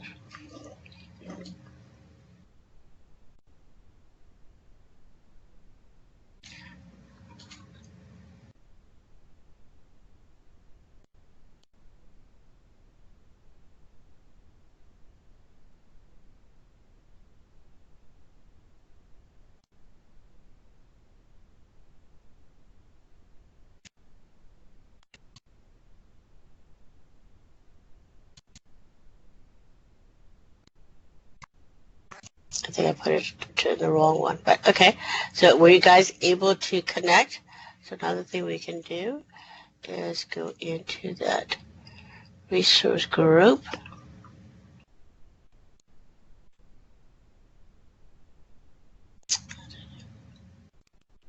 That is so weird at mine. I don't know what that is, but okay. Anybody able to connect? That's one thing I don't know what I did in here, but you should be able to run it. Back into your SQL Server. Okay. I don't have any database. I don't know what happened to my... So if you go into your SQL Server, and your SQL Server, whatever the number is, and you under the settings, when you click on SQL database, do you see Marketplace DB? Anybody? Ruchi, can you tell me in the chat that you see Marketplace DB or not? And somehow I missed a step that I don't have that Marketplace DB in here.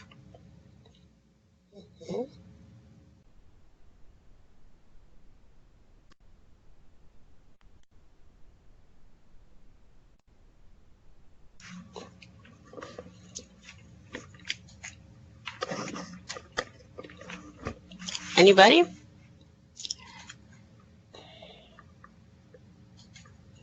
And then we are going to execute that. So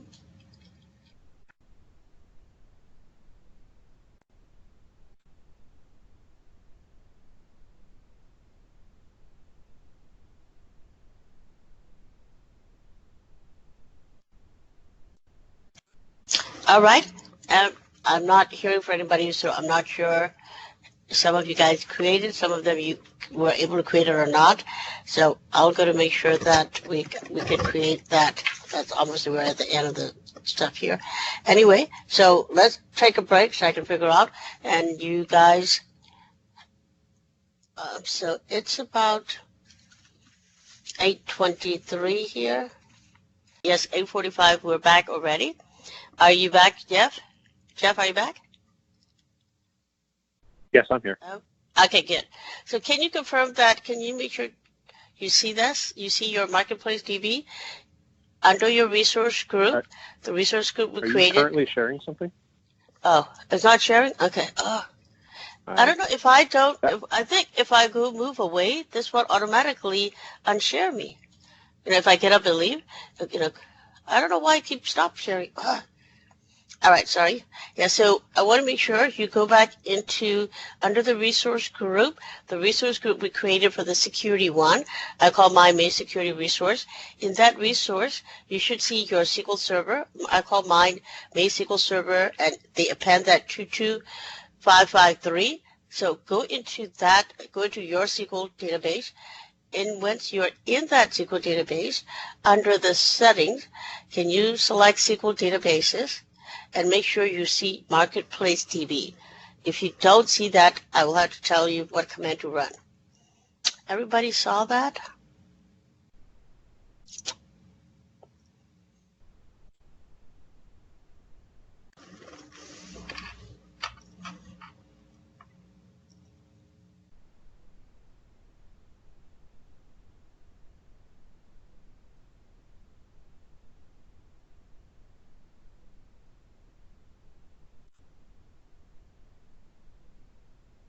Jeff, or I'm not sure if I pronounced your name right. Kushik? Is that Kushik? Anyway, do you see it? Can you reply to me on the chat? If you don't see your Marketplace DB, we need to know. I think I'm good. You're good? Okay. Everybody good? All right. So if we're good, you have your Marketplace DB. So that's when we will continue. We're almost wrapping this up.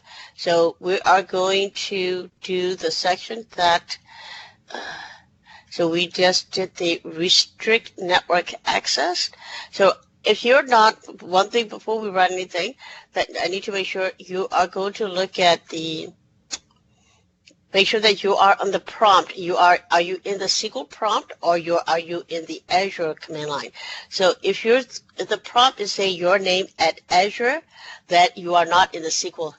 If you are not in the SQL, which means you didn't connect it. We are trying to connect to the SQL server.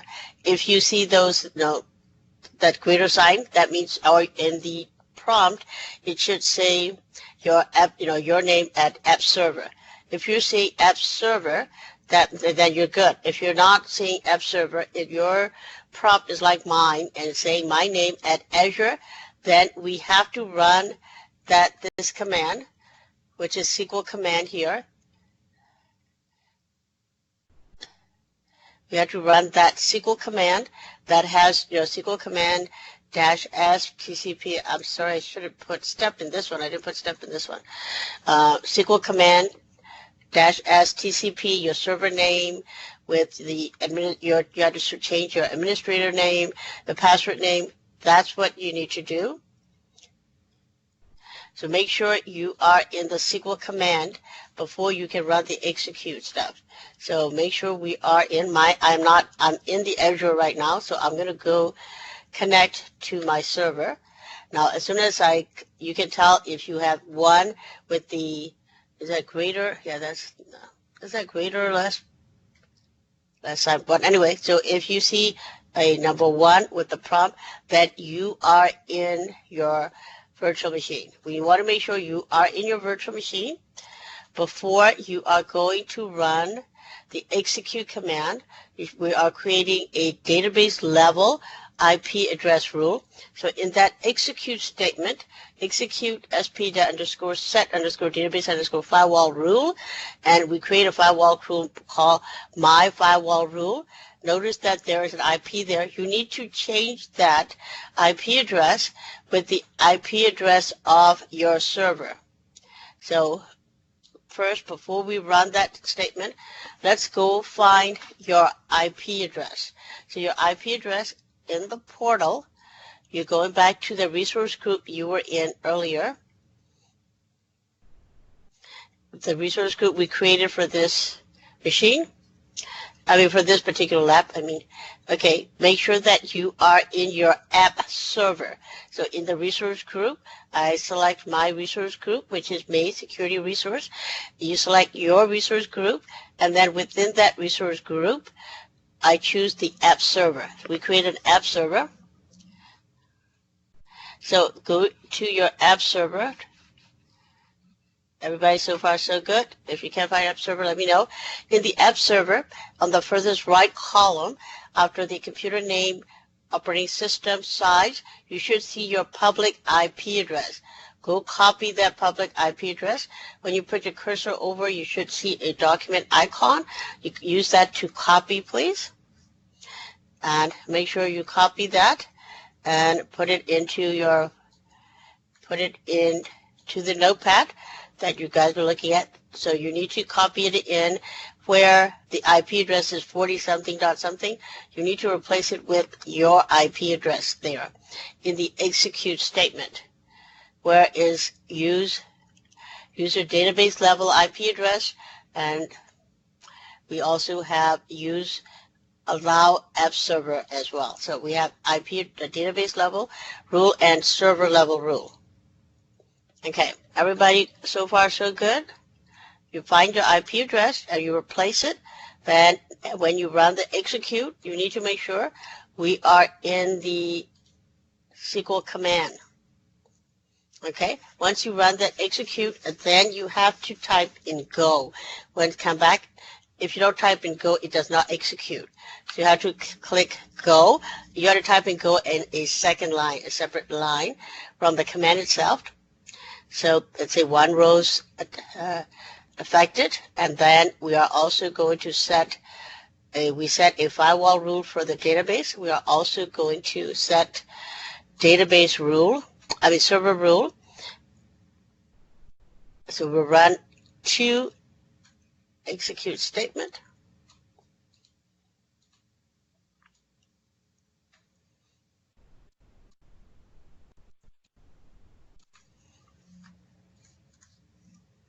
Okay, and make sure after you run the execute statement that you type Go to make sure it did something, it executes something. Okay, once you did both of them, remember we are doing all of this because earlier we weren't able to connect because the allow access was no. So now we set up the access rules. Now we're going to the last statement in the notepad. So again, we need to make sure you change the server name to the correct one, username, password, and the statement we ran earlier, and try to run that again.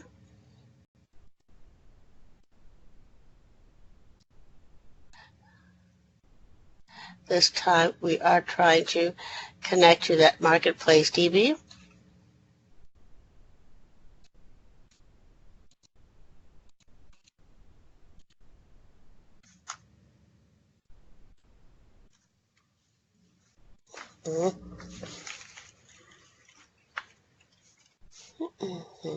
Is that incorrect syntax? Did I type it wrong?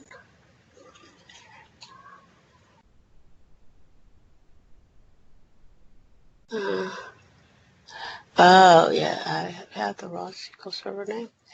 Okay, I need to go back and find my app server name now.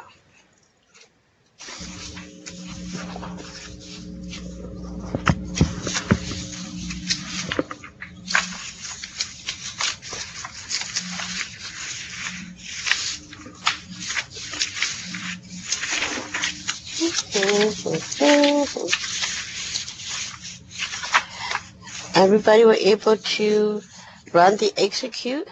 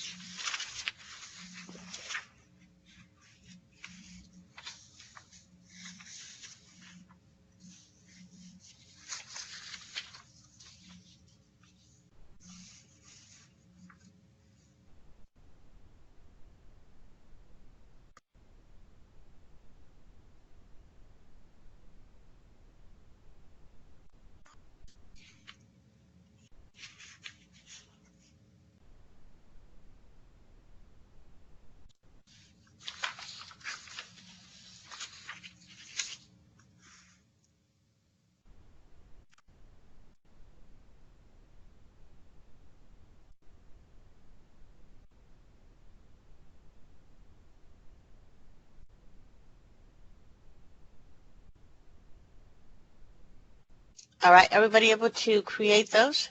Be to get back into the system? Be able to connect to your server VM? The ones, if you're in, then we're good. You can exit out of here. Back to Azure. Now we're going to go in and set it up in the portal. So we'll do both of them like we always do. So we're going back in the portal in your SQL server. So go back to our SQL server.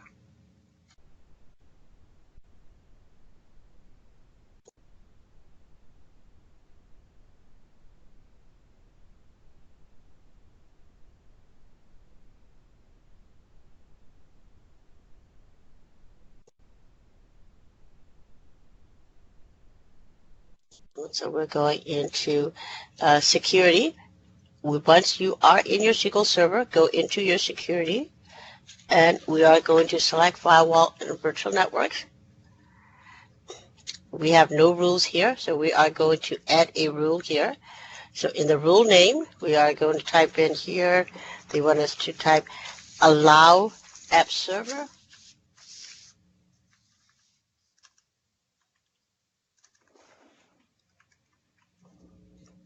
And we go to the IP address that we had. We're going to copy that IP address. We don't have a lot of machines because you're the only one here.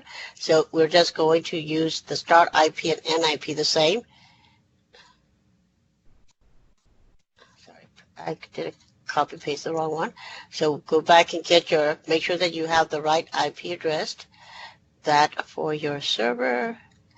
And you are going to use that IP address.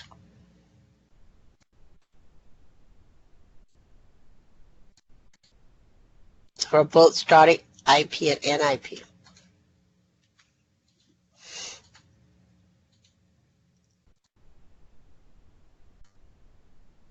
And save it.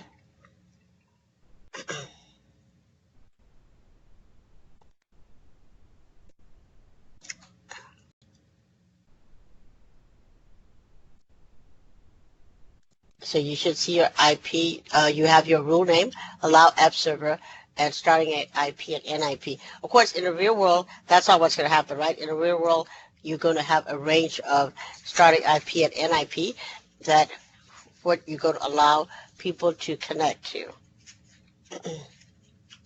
So we're just setting up different rules, though. You have, this is how you can protect your app, or protect your database, protect your data. That okay, you have to be in these IP address. If you come in with any other IP address, we're not going to let you in. We're going to allow this IP address only. So in the real world, you will kind of create a address range for this. Okay, we are going to create SQL, we're going to create the users and stuff, but we're going to create it in the next lab. We'll do the create a user and allow the user to see the data. All right. So far, everybody knew what we did in this particular lab. In this particular lab, so let's go back and look at what we did here.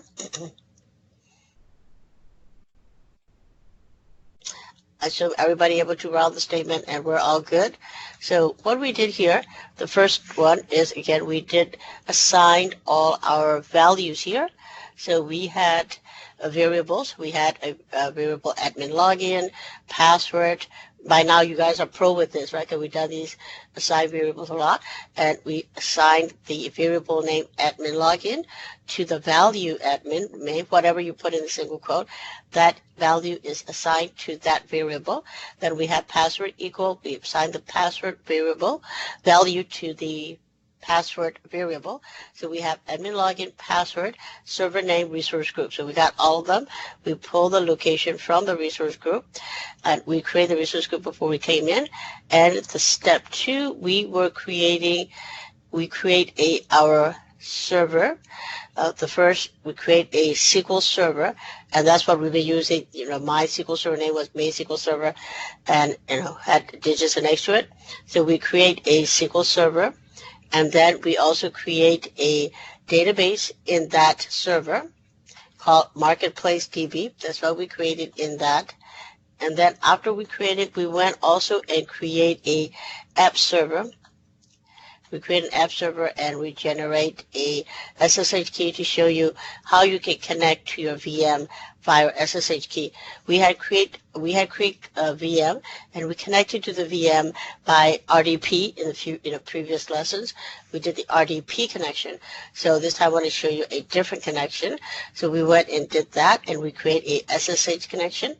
After we do that, this part is we were just installing Microsoft tools, because remember, this is a Linux server. It's a Ubuntu Linux server.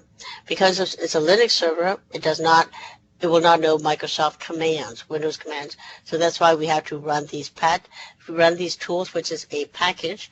So package is pretty much just a library. What it does is it's going to translate whatever language you're using, whatever programming language you're using, into a language that acceptable. So it's pretty much a package is just a translator, and so it's going to transfer that language to the operating system, so the operating system understands what to do.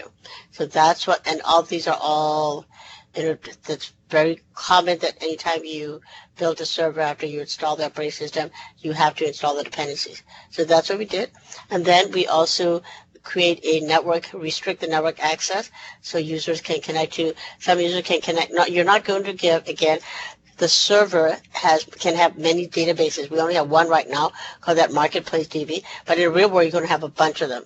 So sometimes most users are not going to have access to all the databases on the server. They're going to only have access to one or two only. So you normally set up a database level firewall rule saying, hey, if you're not don't have permission to that database, you cannot connect. You have to have permission to the database level as well as the server level.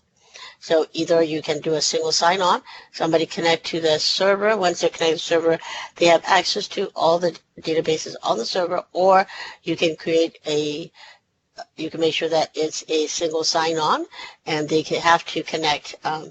They have to connect to the server, and then when they want to go into SQL, they also have to have SQL Server authentication.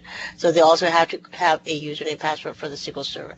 So however your organization want to do, you can do one way or the other. But we want to show you that you can create a firewall rule at the server level, or you can have a firewall rule at the database level, or you can have both. So that's what we did, and after that we go and run the firewall rule. We create a my firewall rule. We create that, and this is the IP address of your server. And then we also create a database firewall rule called application database level rule. So we did that, and this is just back to make sure that you can connect to your database, connect to your server. You can connect to Marketplace DB. Any questions, concerns, burning desire? Are we all good?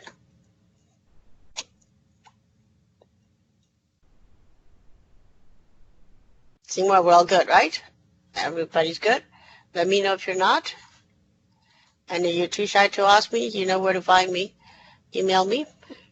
All right, so the next thing we're going to do, so we are going to go back to the PowerPoint. So we had did everything in that's 10. I'm going to close this so don't repeat itself. Now we are going into monitor process. We're going to talk about how to monitor the database and all that good stuff.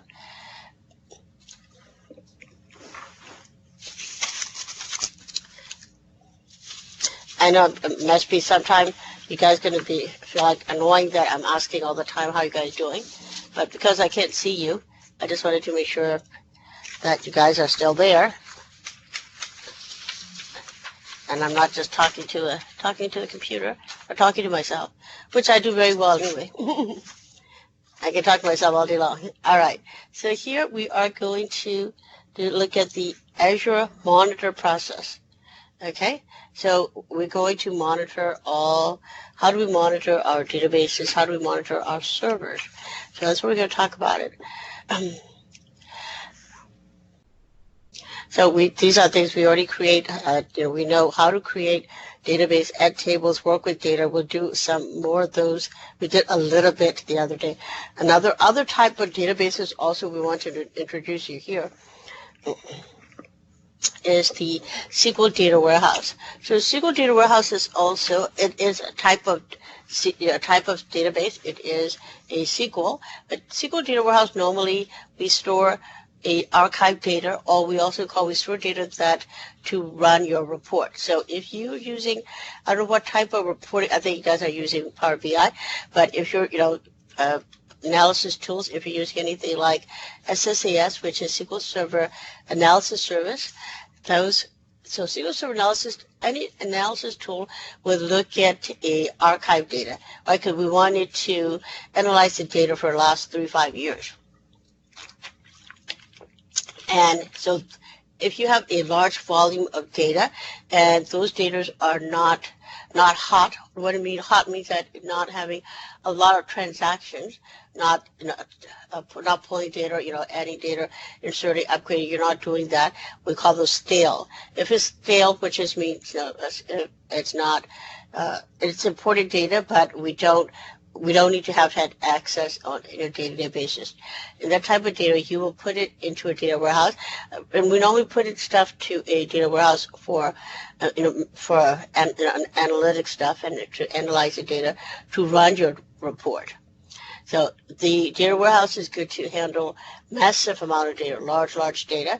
So you can dump all kinds of data into it. Also, data warehouse is equipped to handle different types of databases. You can combine them all by using the ETL, extract, transfer, and load, which is a process we use to put data into a data warehouse. So data warehouse is a big thing, and if you go into do SQL database, you're always going to have somewhere that where are you going to store your archive data, and that's why data warehouse comes in play there. So when to use data warehouse, like I was saying, also that's when you have a lot of data and you can put it into a SQL data warehouse, because if that's not the data that users are not looking at every day, it's cheaper to put it in the data warehouse than keeping it in your SQL server production server on the VM. So that's another reason that you wanted to look at as an option to put the data into SQL data warehouse. Because it's a SQL data warehouse doesn't mean that people don't have access to. You can still give them access to, but all it means that this is, and normally data warehouse is used for the applications going to use those for analysis data, like SQL Server Analysis Services, or all the reporting, Power BI, SSR, SQL Server AS, SSAS, SQL Server, SSIS, SQL Server Integration Services, SQL Server Analysis Services, SSRS, SQL Server Reporting Services. They're all going to use those. So, use the data in the data warehouse. So, key features, again, we're talking about it is a massive parallel processing, we call MPP, is massive parallel processing to run a query across petabytes of data quickly, so I don't even know how big those are.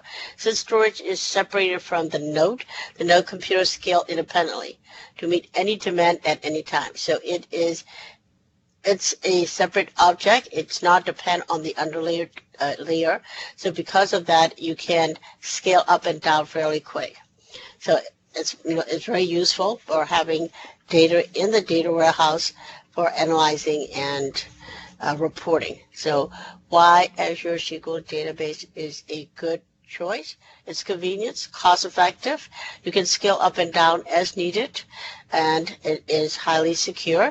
As we talked about it, Azure SQL databases has 256-bit encryption, and if you're willing to pay more money for special custom, you can have it up to 512, and the higher bit it is, the more secure it is.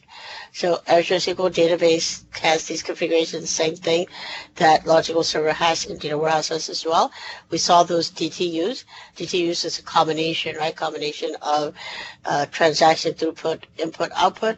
It's also have combination of how many what is going to GTU is normally trying to calculate what is going to cost me. We're talking resource cost for a particular transaction to run. Every transaction runs. So that's the DTU. It's a database transaction unit. You're putting some data into the database or pulling out of the database what is our DTU time is. And then the vCores, we look at the vCores also. We did create a VM using the vCores. vCores model enables you to configure resources independently. So you can have a separate resources from the SQL, from the VM. So you can put anything top of the VM, the SQL Server, or if you put SQL Server analysis services, those are individually, you can assign a additional vCore to it. And then we did a elastic pool. We did some elastic pool in the first few sessions of SQL we were doing. So we kind of have understand what elastic pool is, right? So elastic pool is going to allow you to share resources, bottom line. When pool means it is sharing resources. As well as we also have SQL managed instances, which create a database with 100% compatibility with the latest SQL Server on-premises and useful for SQL Server customers who want to migrate from on-premises into into cloud. We call those lift and shift is what we call, and we call those a SQL managed instances. So literally Microsoft says, okay, you have a server, a production server on-premises, on-prem, you want to move that to cloud, they pretty much literally pick it up and put it into cloud for you. But if you do that, you're allowing Microsoft to manage that instance, manage that, that object, which is the VM for you. So here, just talking about, I thought it would be nice to have the steps in here to see the forms to create a SQL database. So this is different databases you can create, as we've been doing these many times. So you can see all the different parameters in there. This is when you use Cloud Shell to connect to your SQL database, and that's what we've been doing. In this, their database is Contoso-1, ours MySQL, mine is MySQL server, and then it has that number. So this is how we are connecting through Azure Cloud Shell. And this is how we're not going to create table and stuff, but you can do that later if you like. But this is where we're creating a table. So just to get the syntax for people, if you're not familiar, I'm assuming some of you guys may not be familiar with SQL, and most of you guys may be. But here we are. This is a pretty much standard SQL statement. We create a table called drivers. That driver table has driver ID as an integer data type. So last name, these are the columns in there. In that table, last name is a varchar 255, first name varchar 255, origin city is varchar 255. Notice that when you do SQL in the command line, in the Azure CLI, you have to use Go. Until you do Go, it's just going to sit there, don't do anything. Go means that, hey, go ahead and execute the statement. Go. Until you do the Go, that statement's going to just sit there. It will not do anything. So Go is pretty much go and execute that SQL statement for me. That's what you're telling the system. Okay, so and once you create it, you can select from sys-table. Again, this is standard SQL statement, which I'm sure you guys are familiar with. I just want to make sure you guys know that in Azure Portal, if you're going to use the portal, you have to use Go. Okay, and then we can also insert into that driver's ID, last name, and that's, again, standard, that is the standard SQL statement. Okay. And again, we will look at some data warehousing solutions. All of the structures are either you're doing bottom-up architecture, and this is just general knowledge stuff here, top-down architecture. Bottom-up is using Kimball. Kimball is he is the father of databases. So Kimball is saying this approach is based on notion of connected data marts, and you can also do top-down architecture is known by Inman, which is Dr. Bill Inman, has created one single integrated normalized warehouse, which means internal relation constructs follow the rules of normalization.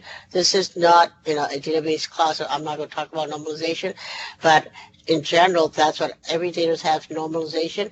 We have first normalization, second normalization, third normalization. All they're doing is they're trying to make the database more compact and unique by making sure there's no duplicate fields, no duplicate data, that type of, that's what you're doing with normalization. It's all in general. Best practices for enterprise data warehouse: a centralized data store that provides analytics and decision support service across the whole enterprise. Enterprise data warehouse, data mart. In data warehouse, you'll see the term called data mart a lot. Is designed to need for a single team or business unit, such as sales or human resources.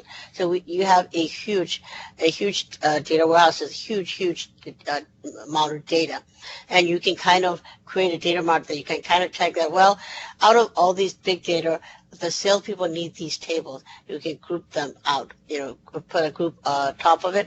We call that data mart. And then we have operational data stores. That's an ODS is what we'd call them. ODS is the abbreviation. It's used as an interim store to integrate real-time data from multiple sources for additional operations on that data. So there is, again, these are good information to know, but I don't think you guys are going to be building Azure SQL Data Warehouse. Now, maybe all of you, some of you might, but if we're talking, again, like I was saying earlier, Azure, everything is related, even though they're standalone. The more you know is the better. You need to know, okay, when your database is getting big, you have to wait to figure out how to make the database run efficiently by not storing old data, right? And old data, someone asked me the other day, is that how old do you consider that as old data? What do you consider that you need to archive? That is very dependent on your organization. Some organizations are, if they're a retail shop, they will have tons of data that they will have to archive it quicker. But if your organization is not a retail type of organization, you might not even need a data warehouse because your data is not growing that fast that it's not going to impact the production database in your time. So that's all depends how you wanted to do that. And what needs to be put in there, right? So here we're also talking about elastic scaling. We talked about that a lot. You can group the pricing up and down. You can tell you want four CPU, you want one CPU. You can change that anytime you want. That's scaling up and down.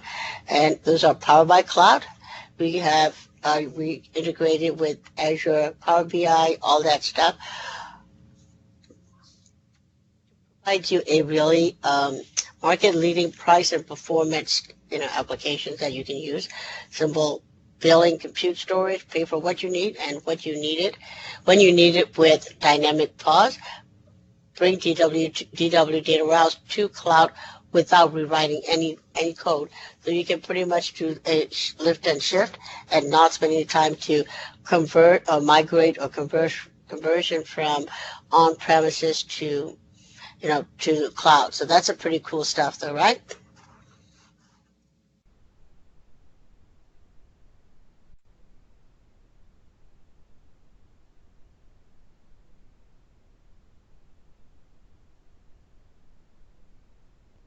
So that's the things that we're doing, and massively parallel processing. So when we're talking about data warehouse, they're talking all these different computers, or how quickly we're computing.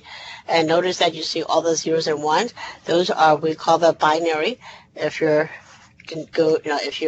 not familiar with binary, but doesn't matter what operating system, doesn't matter how big memory you have or CPU you have, the computer engine, right, the hard drive, they only understand zeros and one. They don't understand anything other than 0 and 1.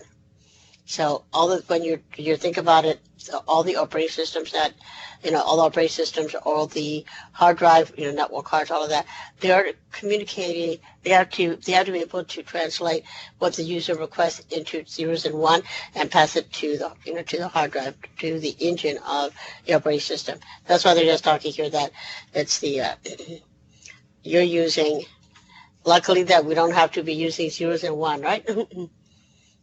So then also we're talking about SQL table geometrics.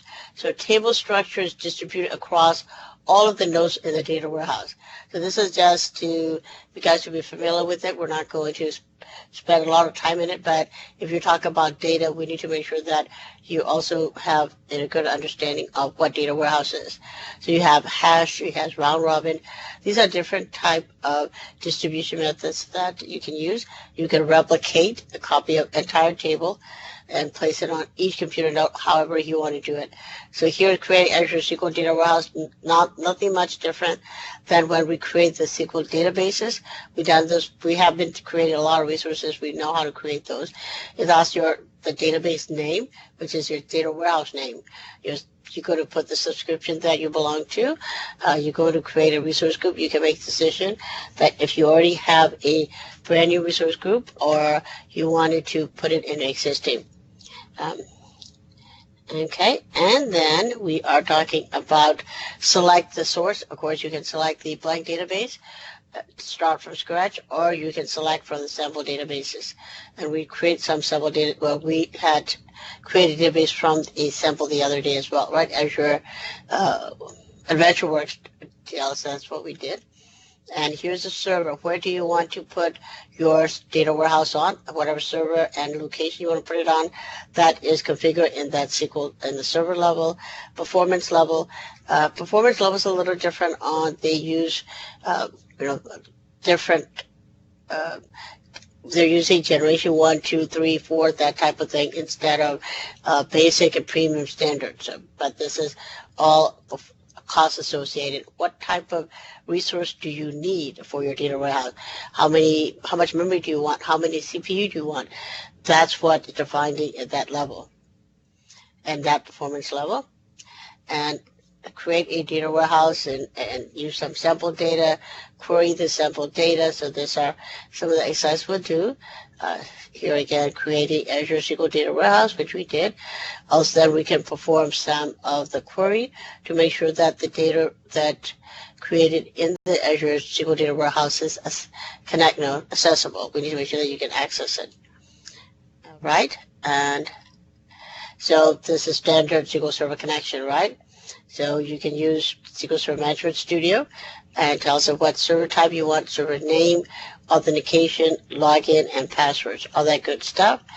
And Polybase. So again, we wanted to introduce you different type of databases. So we talked about data warehouse.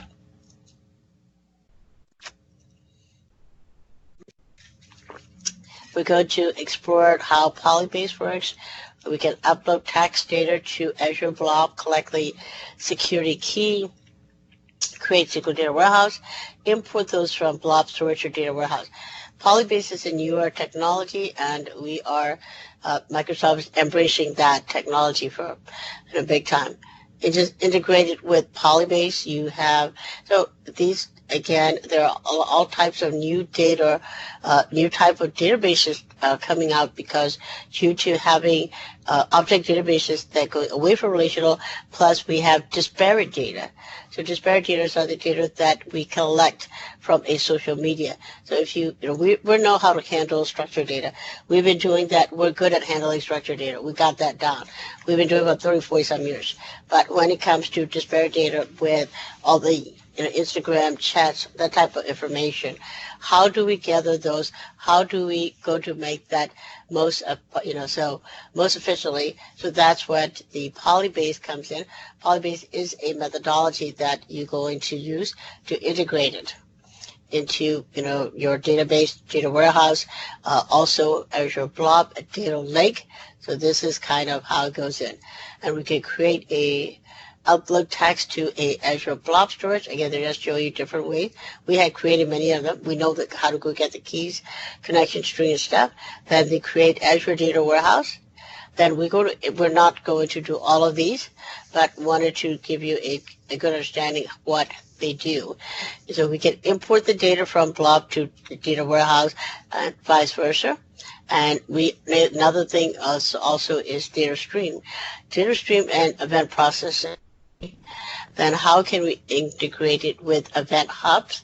And how do we process data with stream analytics jobs? So again, this is job related stuff. We go to explain what data stream is, explain what event processing and processing with Azure Stream Analytics.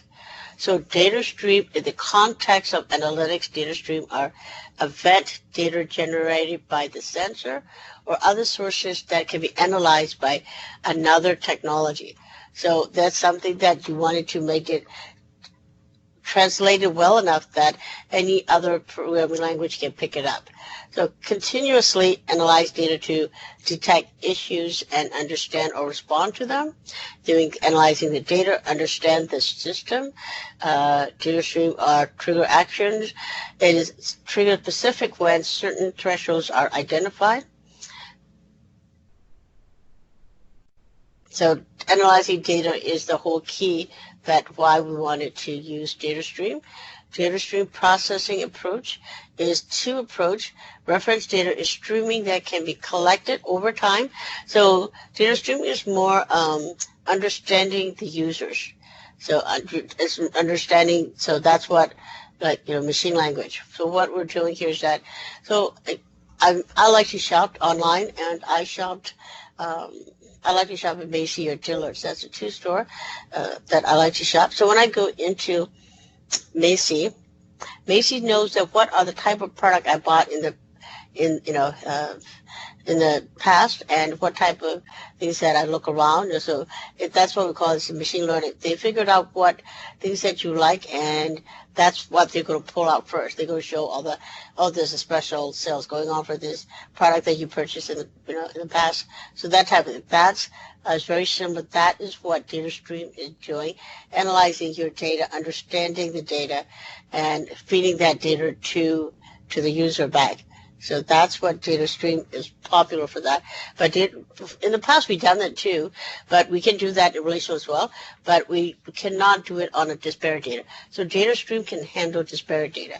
It can handle data that are not in a specific, any type of structure, and it still can handle that. So if you want to analyze data, a disparate data, which is a social media data type thing, that's what you need to do.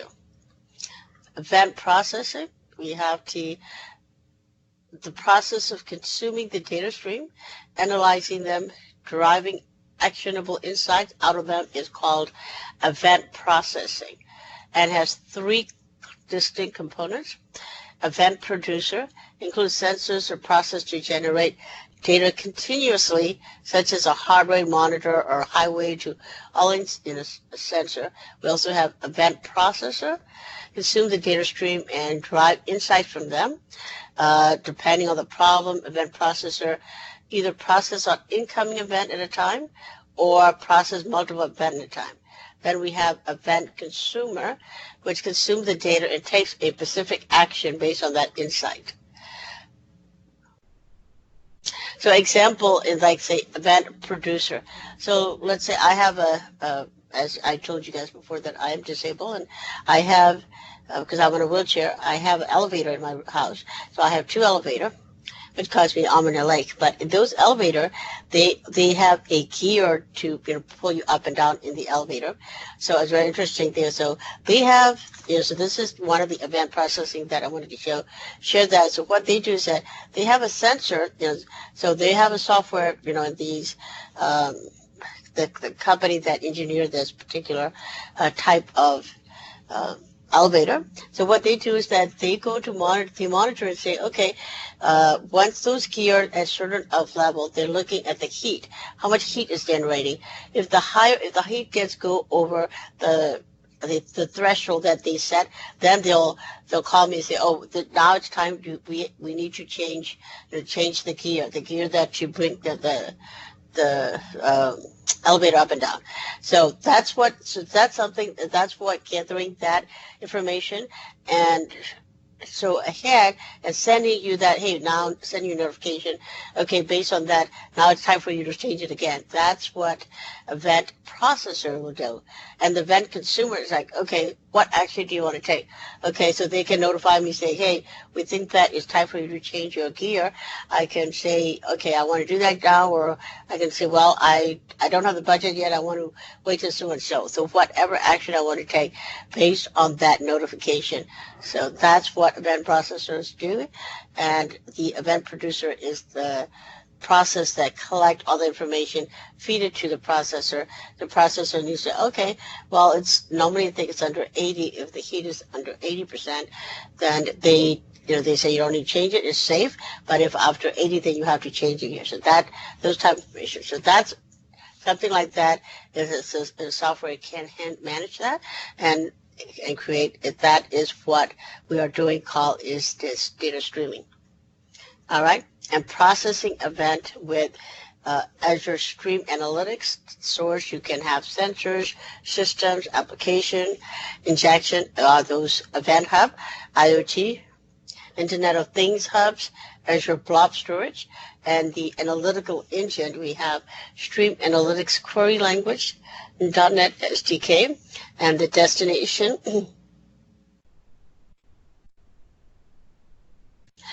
destination Azure Data Lake, Cosmos DB, SQL Database, Blob Store, and Power BI.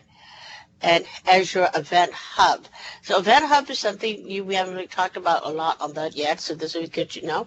Azure Event Hub is a highly scalable publish subscribe service that ingests millions of events per second and stream them into multiple applications. Depends on what do you want to stream. It depends on what type of business it is. It can handle, the Event Hub is a pretty cool thing because it handles a lot of data and they can analyze a lot of data in a very quick. So it's a very good service. So pretty much it's a code, right? Somebody wrote a code in application and it's called Event Hub. It's simple, secure, scalable, and you're feeding a real-time data. That's pretty cool too if you do the Event Hub stuff.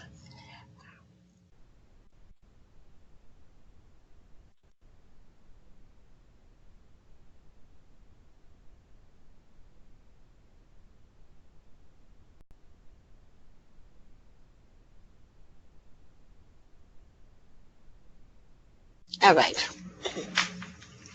So, are we excited about those? So the next session, I don't think we'll have no time in this session, but next session we'll try to see if we can create some event hub. So that would be good to look at. So anything that, I know while we're talking these in SQL sessions, because these are all the things that go into the back end, putting into the SQL database, right? It doesn't matter what application you're using, what tool you're using, comes down to is where are you storing the data. So because your data is going to store in SQL, and in SQL we need to know what type of connections are coming in, what type of applications are dumping data into our database. That's all the things that we need to know. That's why we're not just talking about SQL, we're talking about all the other things around it that can handle our data. Analyze the data, monitor the data, create the data, all that good stuff that comes with functionality of the database. So here we created Event Hub namespace.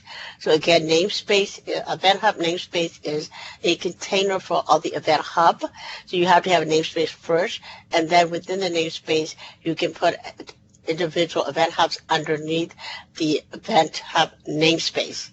That's again a hierarchy there. So Event Hub namespace. Back to the hierarchy, under the subscription, you have a resource group. Under the resource group, you will have the Event Hub namespace, and within the Event Hub namespace, you will have Event Hubs in there. So, and configure application to use the Event Hub. So mobile app is going to use an API and send a message to stream the data. So if you're playing games and stuff on your mobile, on your phone, or you're an iPad and stuff, you are streaming the data, which means you are using some type of Event Hub. So pretty cool stuff, right? and you can evaluate the performance of those hubs. Once you have the hubs here, you wanted to monitor them, make sure that they are performing to the best, and you're not paying for something that if you don't need, and you're not undercharging or overcharging or overestimating, so you need to look at that. So because this streaming analytics also is considered a database job, we'll explore some of the streaming analytics workflow, create a stream analytics job. We're also going to configure stream analytics job input and output, write a transformation query, start a stream analytics job. Again, that we would do that next session. So I don't see you guys on Monday, right? Monday is a holiday for us. I think I'm not sure, holiday for everybody, but it's holiday for us, so we're not meeting till the 29th next week. See, it's going to be a long time. You guys are going to miss me, right? So here's the analytics workflow. You have a input adapter is going to put complex event processor in, and output adapter is putting out to the individual users.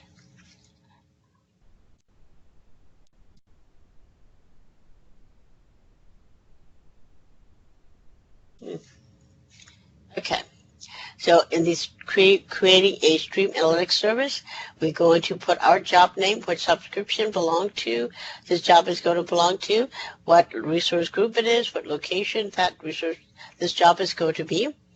So here's another question that we have people ask me always, that what if I create a job or create a resource?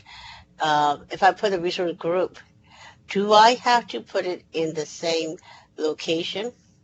Rule of thumb is that you want to, but you can have resources in separate location than your resource group. So an example, if let's say your HR has, for your HR department, we create a resource group called HR. But if you have HR, let's say it's across, in 4 to 5 different locations, if you have that, then the individual,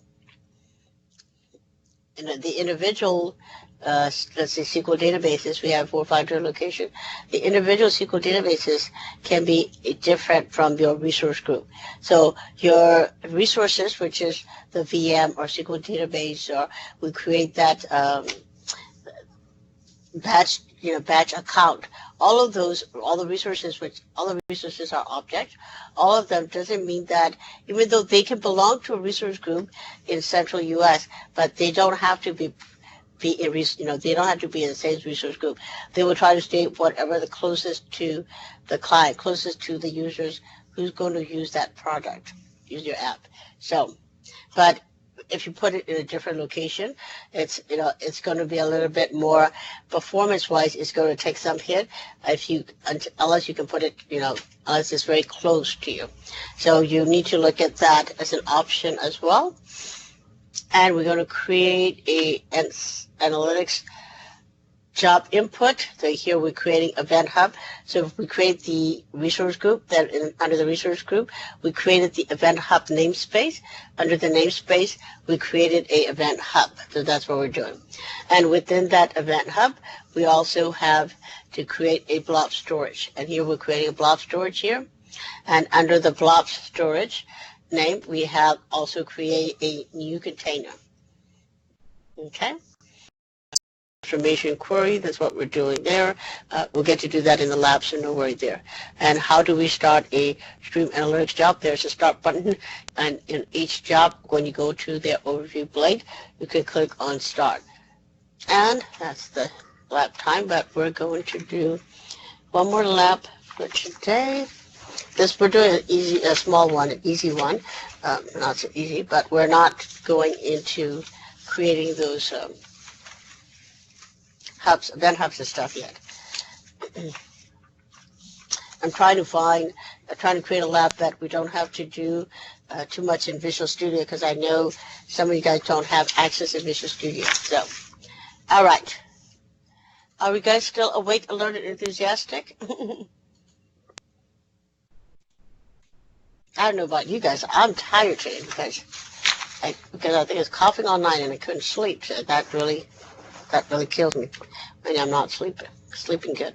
All right, so we are going to do the lab. I want you to make sure you guys have a document called Monitor Your Database. Make sure we have that open. Monitor Your Database, and we have a Monitor Your Database, a Word file, and we should have a Monitor Your Database, and it's a notepad. Don't see that.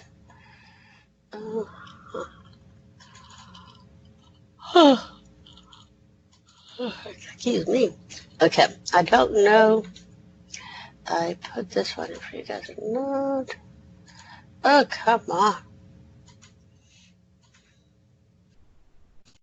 Let me put it in.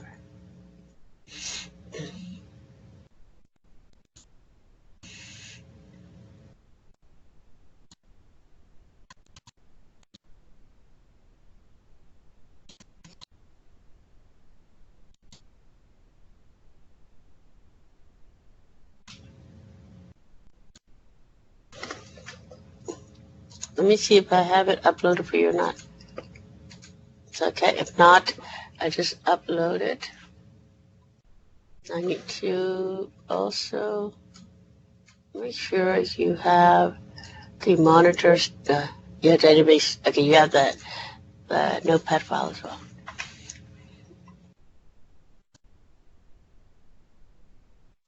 Okay, we are back into the Azure portal.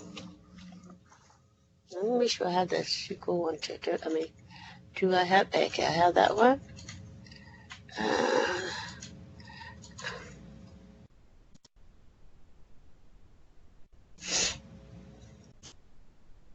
So let's look at what we're going to do in Monitor Your Database first before we go in and do it.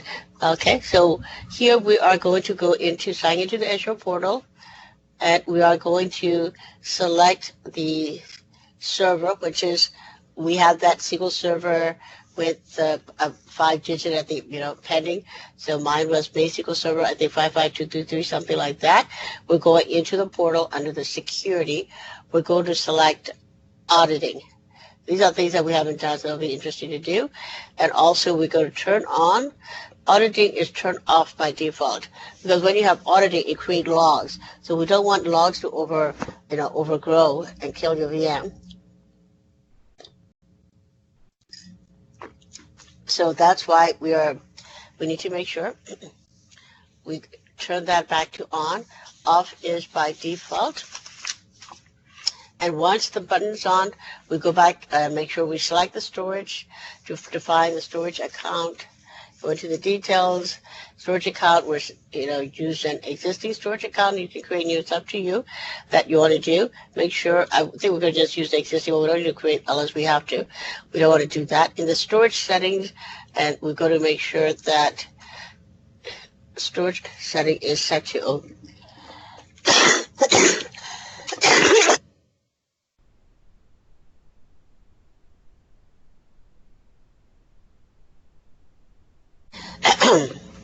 and we're going to use the defaults in the storage setting. We'll go in and do this together anyway.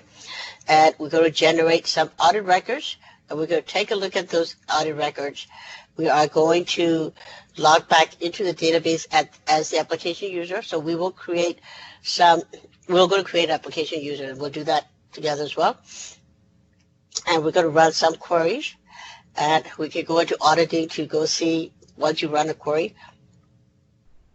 I'm going to go look at the audit logs to see what's in there. So we're going to go look at the audit log file to see once we create it, and you can kind of do a couple of things in there too. Another thing also we're doing is the event threat protection for the database. We're also going to go in and check the advanced threat protection. Advanced threat protection does cost money. It is additional functionality, and you're paying for that money as well. But so this is how the audit logs going to look like. Audit records you call it, but these are, when you go to each one, it is a file, so you can see what audit record is. It tells you what it's doing. So we'll create those and look at those. It's fairly quick to do that. We also go to set up and configure advanced threat protection, and what type of threat protection do we have? We're going to go do that.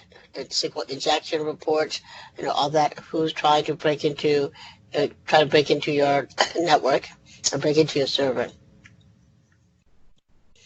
We'll look at the vulnerability assessment for your server. This is how the vulnerability assessment looks like. Safety, all this stuff related to safety stuff. We're also going to look at data discovery and classification. So it tells you columns to classify. So Microsoft has a built-in tool called Advisor. So Advisor will tell you that what you're running is, okay, this data type is costing you too much for this particular field. Instead of text, instead of number, if you choose character, it'll be cheaper, all that kind of stuff. It gives you all different type of advice as well as performance-wise. So, okay, if right now your data is sitting in this particular data center and your users are in this data center, you need to move it to this data center. You don't have to accept what the changes that they want to do from the advisor, but you can at least definitely should look at it and consider that, okay, the changes that is that going to save me money? That kind of thing. It's going to generate more references or not, more resources for you or not. So that's what you're doing in that, and how we'll also look at the threat detection. We'll look at that as well. So a bunch of pretty cool stuff we'll do. Okay, so the first thing we're going to do is go back into the Azure portal.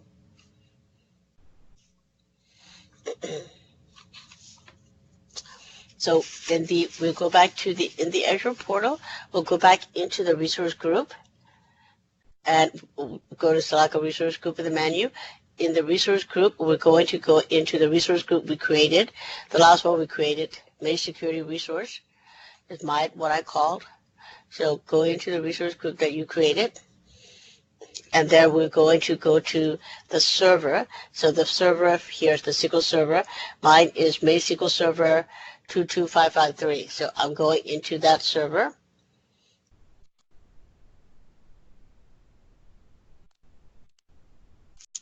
Under the security section, you go see auditing, which is the second one on mine, second button, second tab under the security. Everybody find that?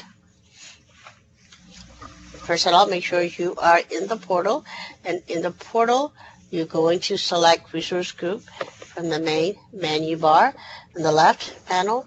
And once you have the resource group listing, you pick the resource group that you just created in the previous test. And in that resource group list, you will find our server and find your server. And once you're in that server, under the security, you should see auditing. And you select the auditing, and we are in the auditing window right now. Okay? Everybody there?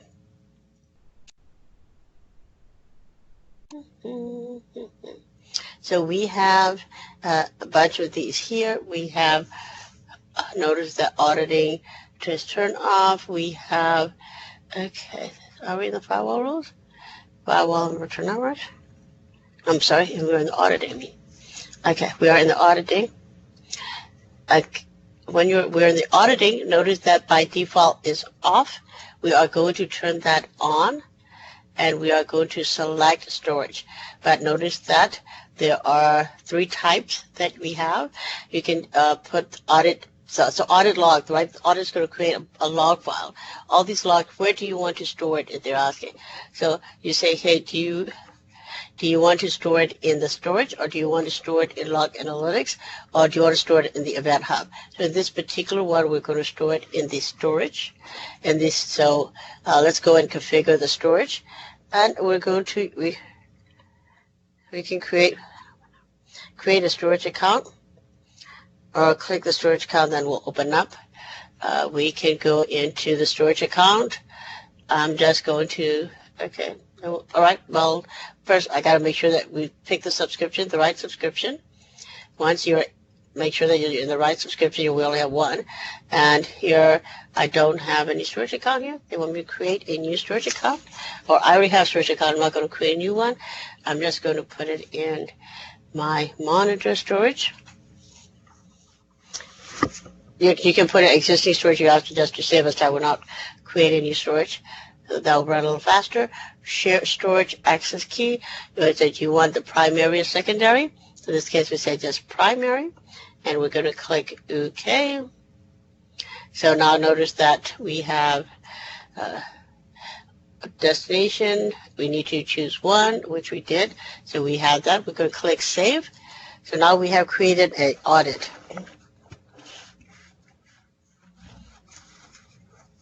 So the next thing we're going to do is before, we're looking at the document, right? So here's the document. This is what we just did. We went in and turned on the auditing to be on our SQL server that we created in previous lab. Now we're going to continue to that one. We need to create a database called application user, and we're going to use that user to connect. So if you have that monitor, your database notepad, if you notice that the first one we create after we connect, we need to make sure we are connected to the VM. So we're using a SQL command as TCP, your server name, marketplace DB, your username and password. Once you have that, run that. Make sure you have to be in the SQL command in order to run that create user. So now I'm back into the back into the Cloud Shell. Waiting the Cloud Shell to start.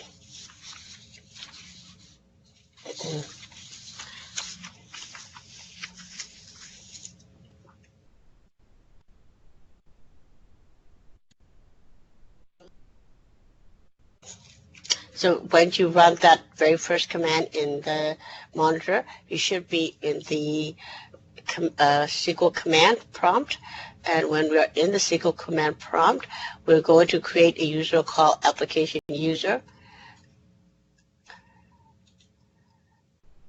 I don't know if I already run that or not, but I think I might have. Let's see. Okay, once you run that create user statement, you're going to select go. Okay, already exists. Yeah, mine already have application user. That's fine, but you guys should be okay. So you make sure after you run that create user application user statement, make sure you type in go. And you just click enter. Now we're going to alter role db underscore data reader. So what we're doing, when you create a user, but that user have no permission yet, so we have to grant some permission. So that's what we're doing here.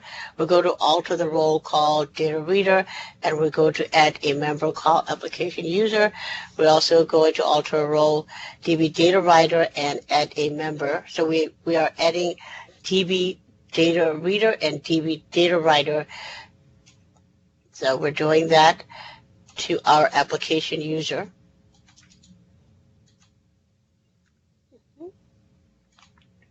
Run the boot statement, and then we are going to type go. All right, so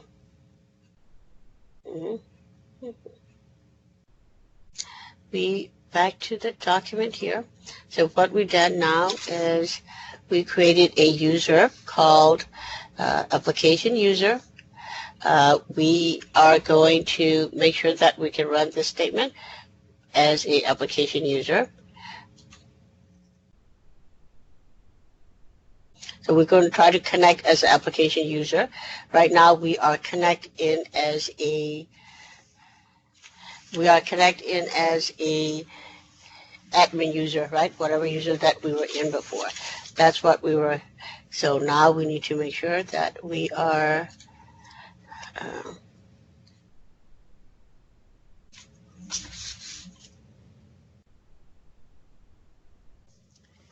I think that's wrong. Okay, so we are in the command. Oh, I don't think that we're going to do that. Yeah. Okay, so if we were already in SQL, you're going to type exit to get out of there. And then we're going to run that SQL command TCP after we had altered both of them. We need to make sure that we're logging as okay, so in this SQL command, we are using admin. We wanted to change that user to application user. If the password, I kept my password for both of them same, so all I have to need to do is change the admin user. I just need to change the admin user to application user.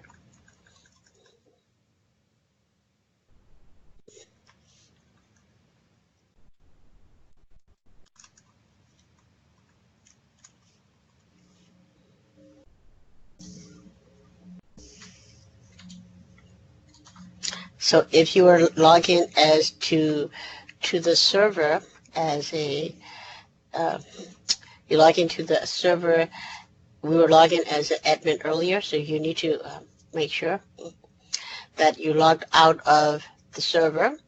So you should be back in your name at Azure. That tells us that you're not in the VM anymore. You're back to the Cloud Shell root. So we go back and connect it with application user. Okay, if you can connect it as an application user, everybody so far so good, right? I know I lost a lot of people, I guess. I think maybe you're not interested in doing the SQL stuff. So we are going to go select, or they just have a meeting. I'm not sure. So we are going to, now we're going to go and select different customer and go. So now see that you can select data. So that user, what we want to make sure is that you can connect as a application user. And if you have a deny permission on this particular to an application user, if you deny that different table, we're denying you. Make sure you type in go, grant denial revoke to DBO. Okay, yourself. Okay, so what now? Once you got that, before you can deny, we need to log back in as the admin user. So I'm going to exit out of this SQL command, SQL prompt, and we are going to log back in as a admin user. We need to be admin because we cannot grant it to ourselves. We have to admin may. So I'm going to log back into the server. Not there. Not in that connect string. I think I did.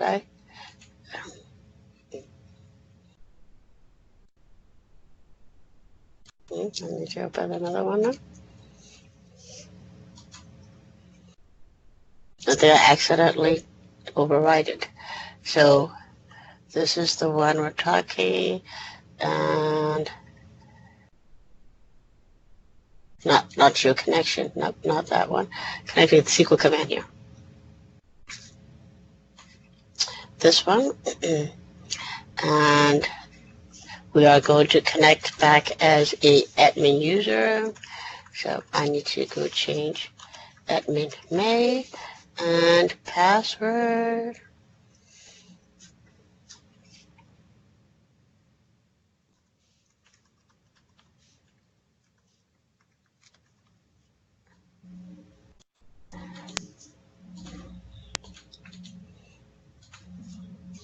All right. So,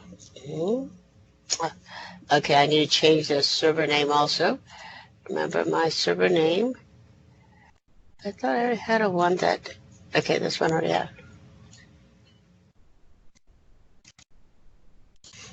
All right, so I need to connect back to the server.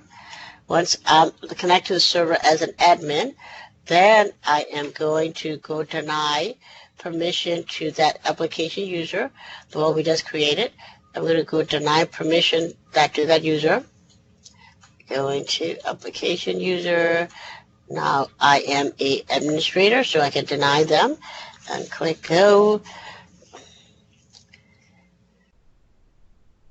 And we cannot find application user.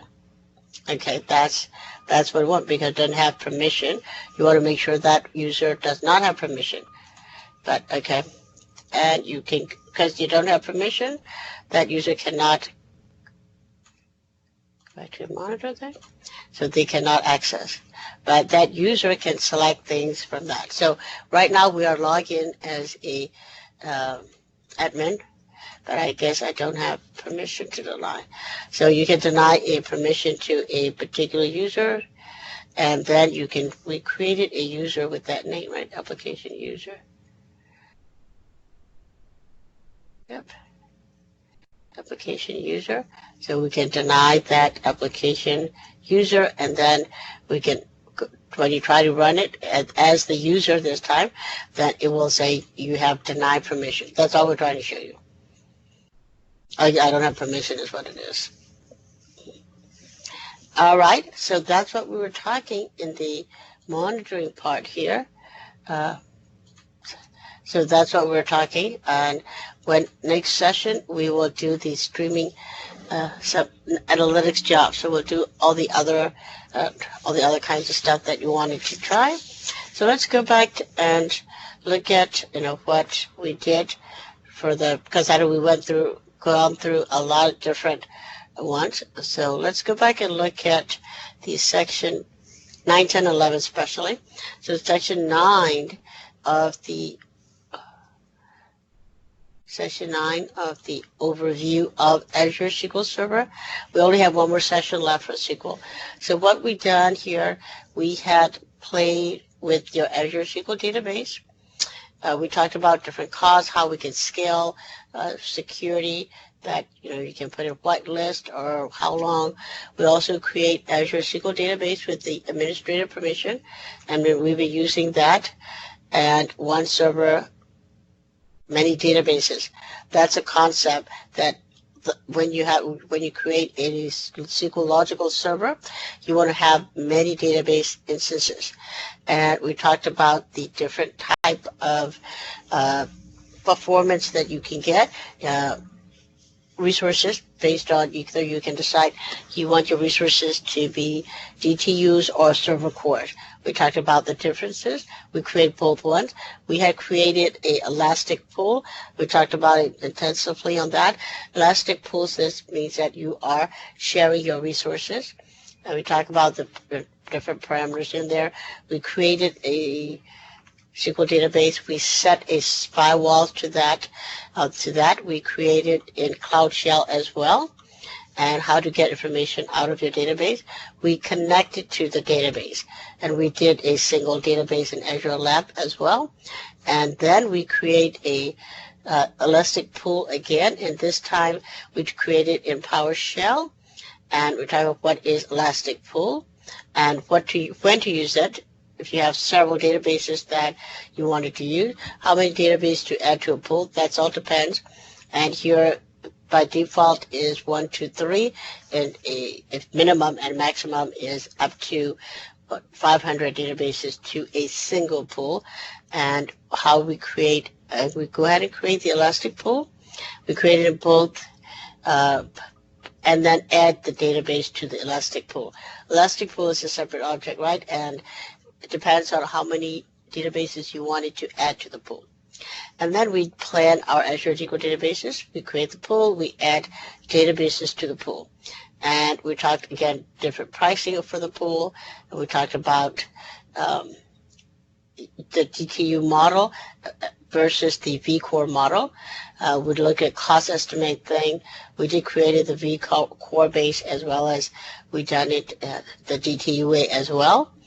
and talking about the vCore-based pricing model.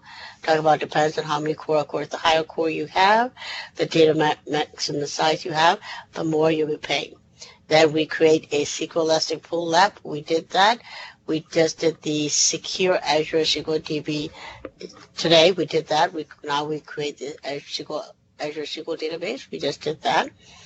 And we set up restrict rules, how to set up firewall rules, server level firewall rules, or database level firewall rules. We did both of them. We set both of them. Also, we can set up a virtual network rules as well at the VM level. You can do it in the portal as well as you can do it through Azure command line or PowerShell. So we did those. Then we talked about different type of what benefits by doing that. And we just did the secure SQL database. Then we are, and in the 10th session,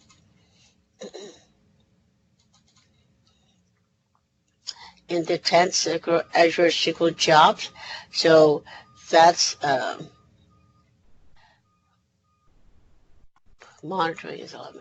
So we did a lot of different stuff. So hopefully that is, you're going to have a good experience, right? So we did the SQL job, and then we also went today and go into monitoring. But we done a lot with, SQL. And generally, because this is, you guys only have we have 5 sessions left, right? So we had create VMs, we have create resources groups, we can create tons of resource groups, and we create tons of resources. We create the batch account. We create SQL servers.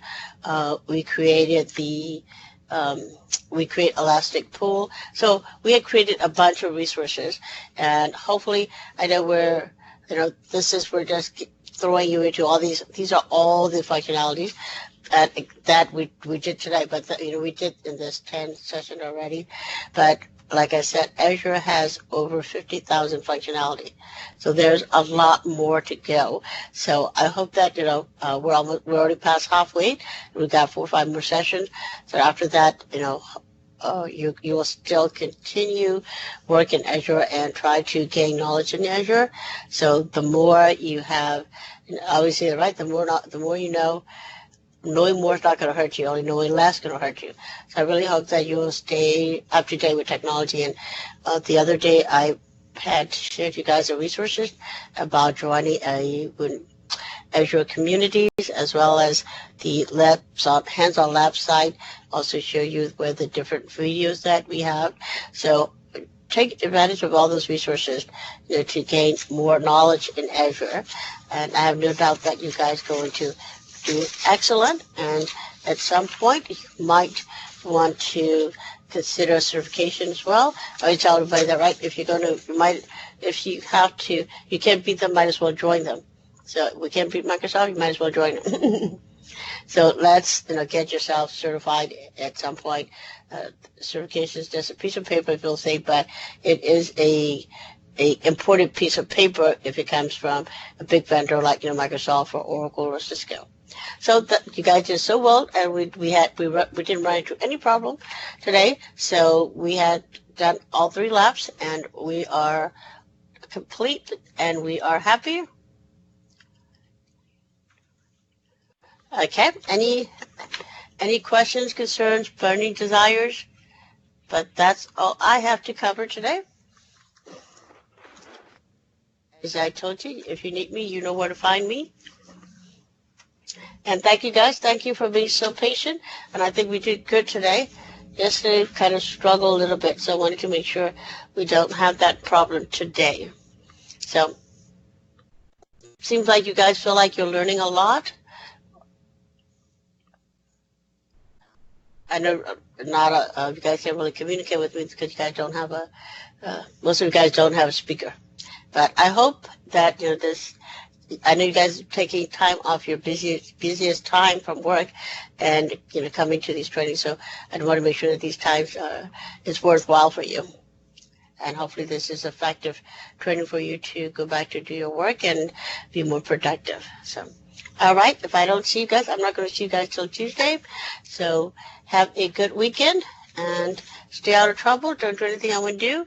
I'll be here till 10:30, which we got another 10, 15 minutes. But, and I will see you guys on Tuesday. We have one more day of SQL that will wrap up. Then we can move to other topics. All right. If you need anything, you know where to find me, right? I hope everybody has my email address. All right, I'm checking out. But I'll be here if you need me.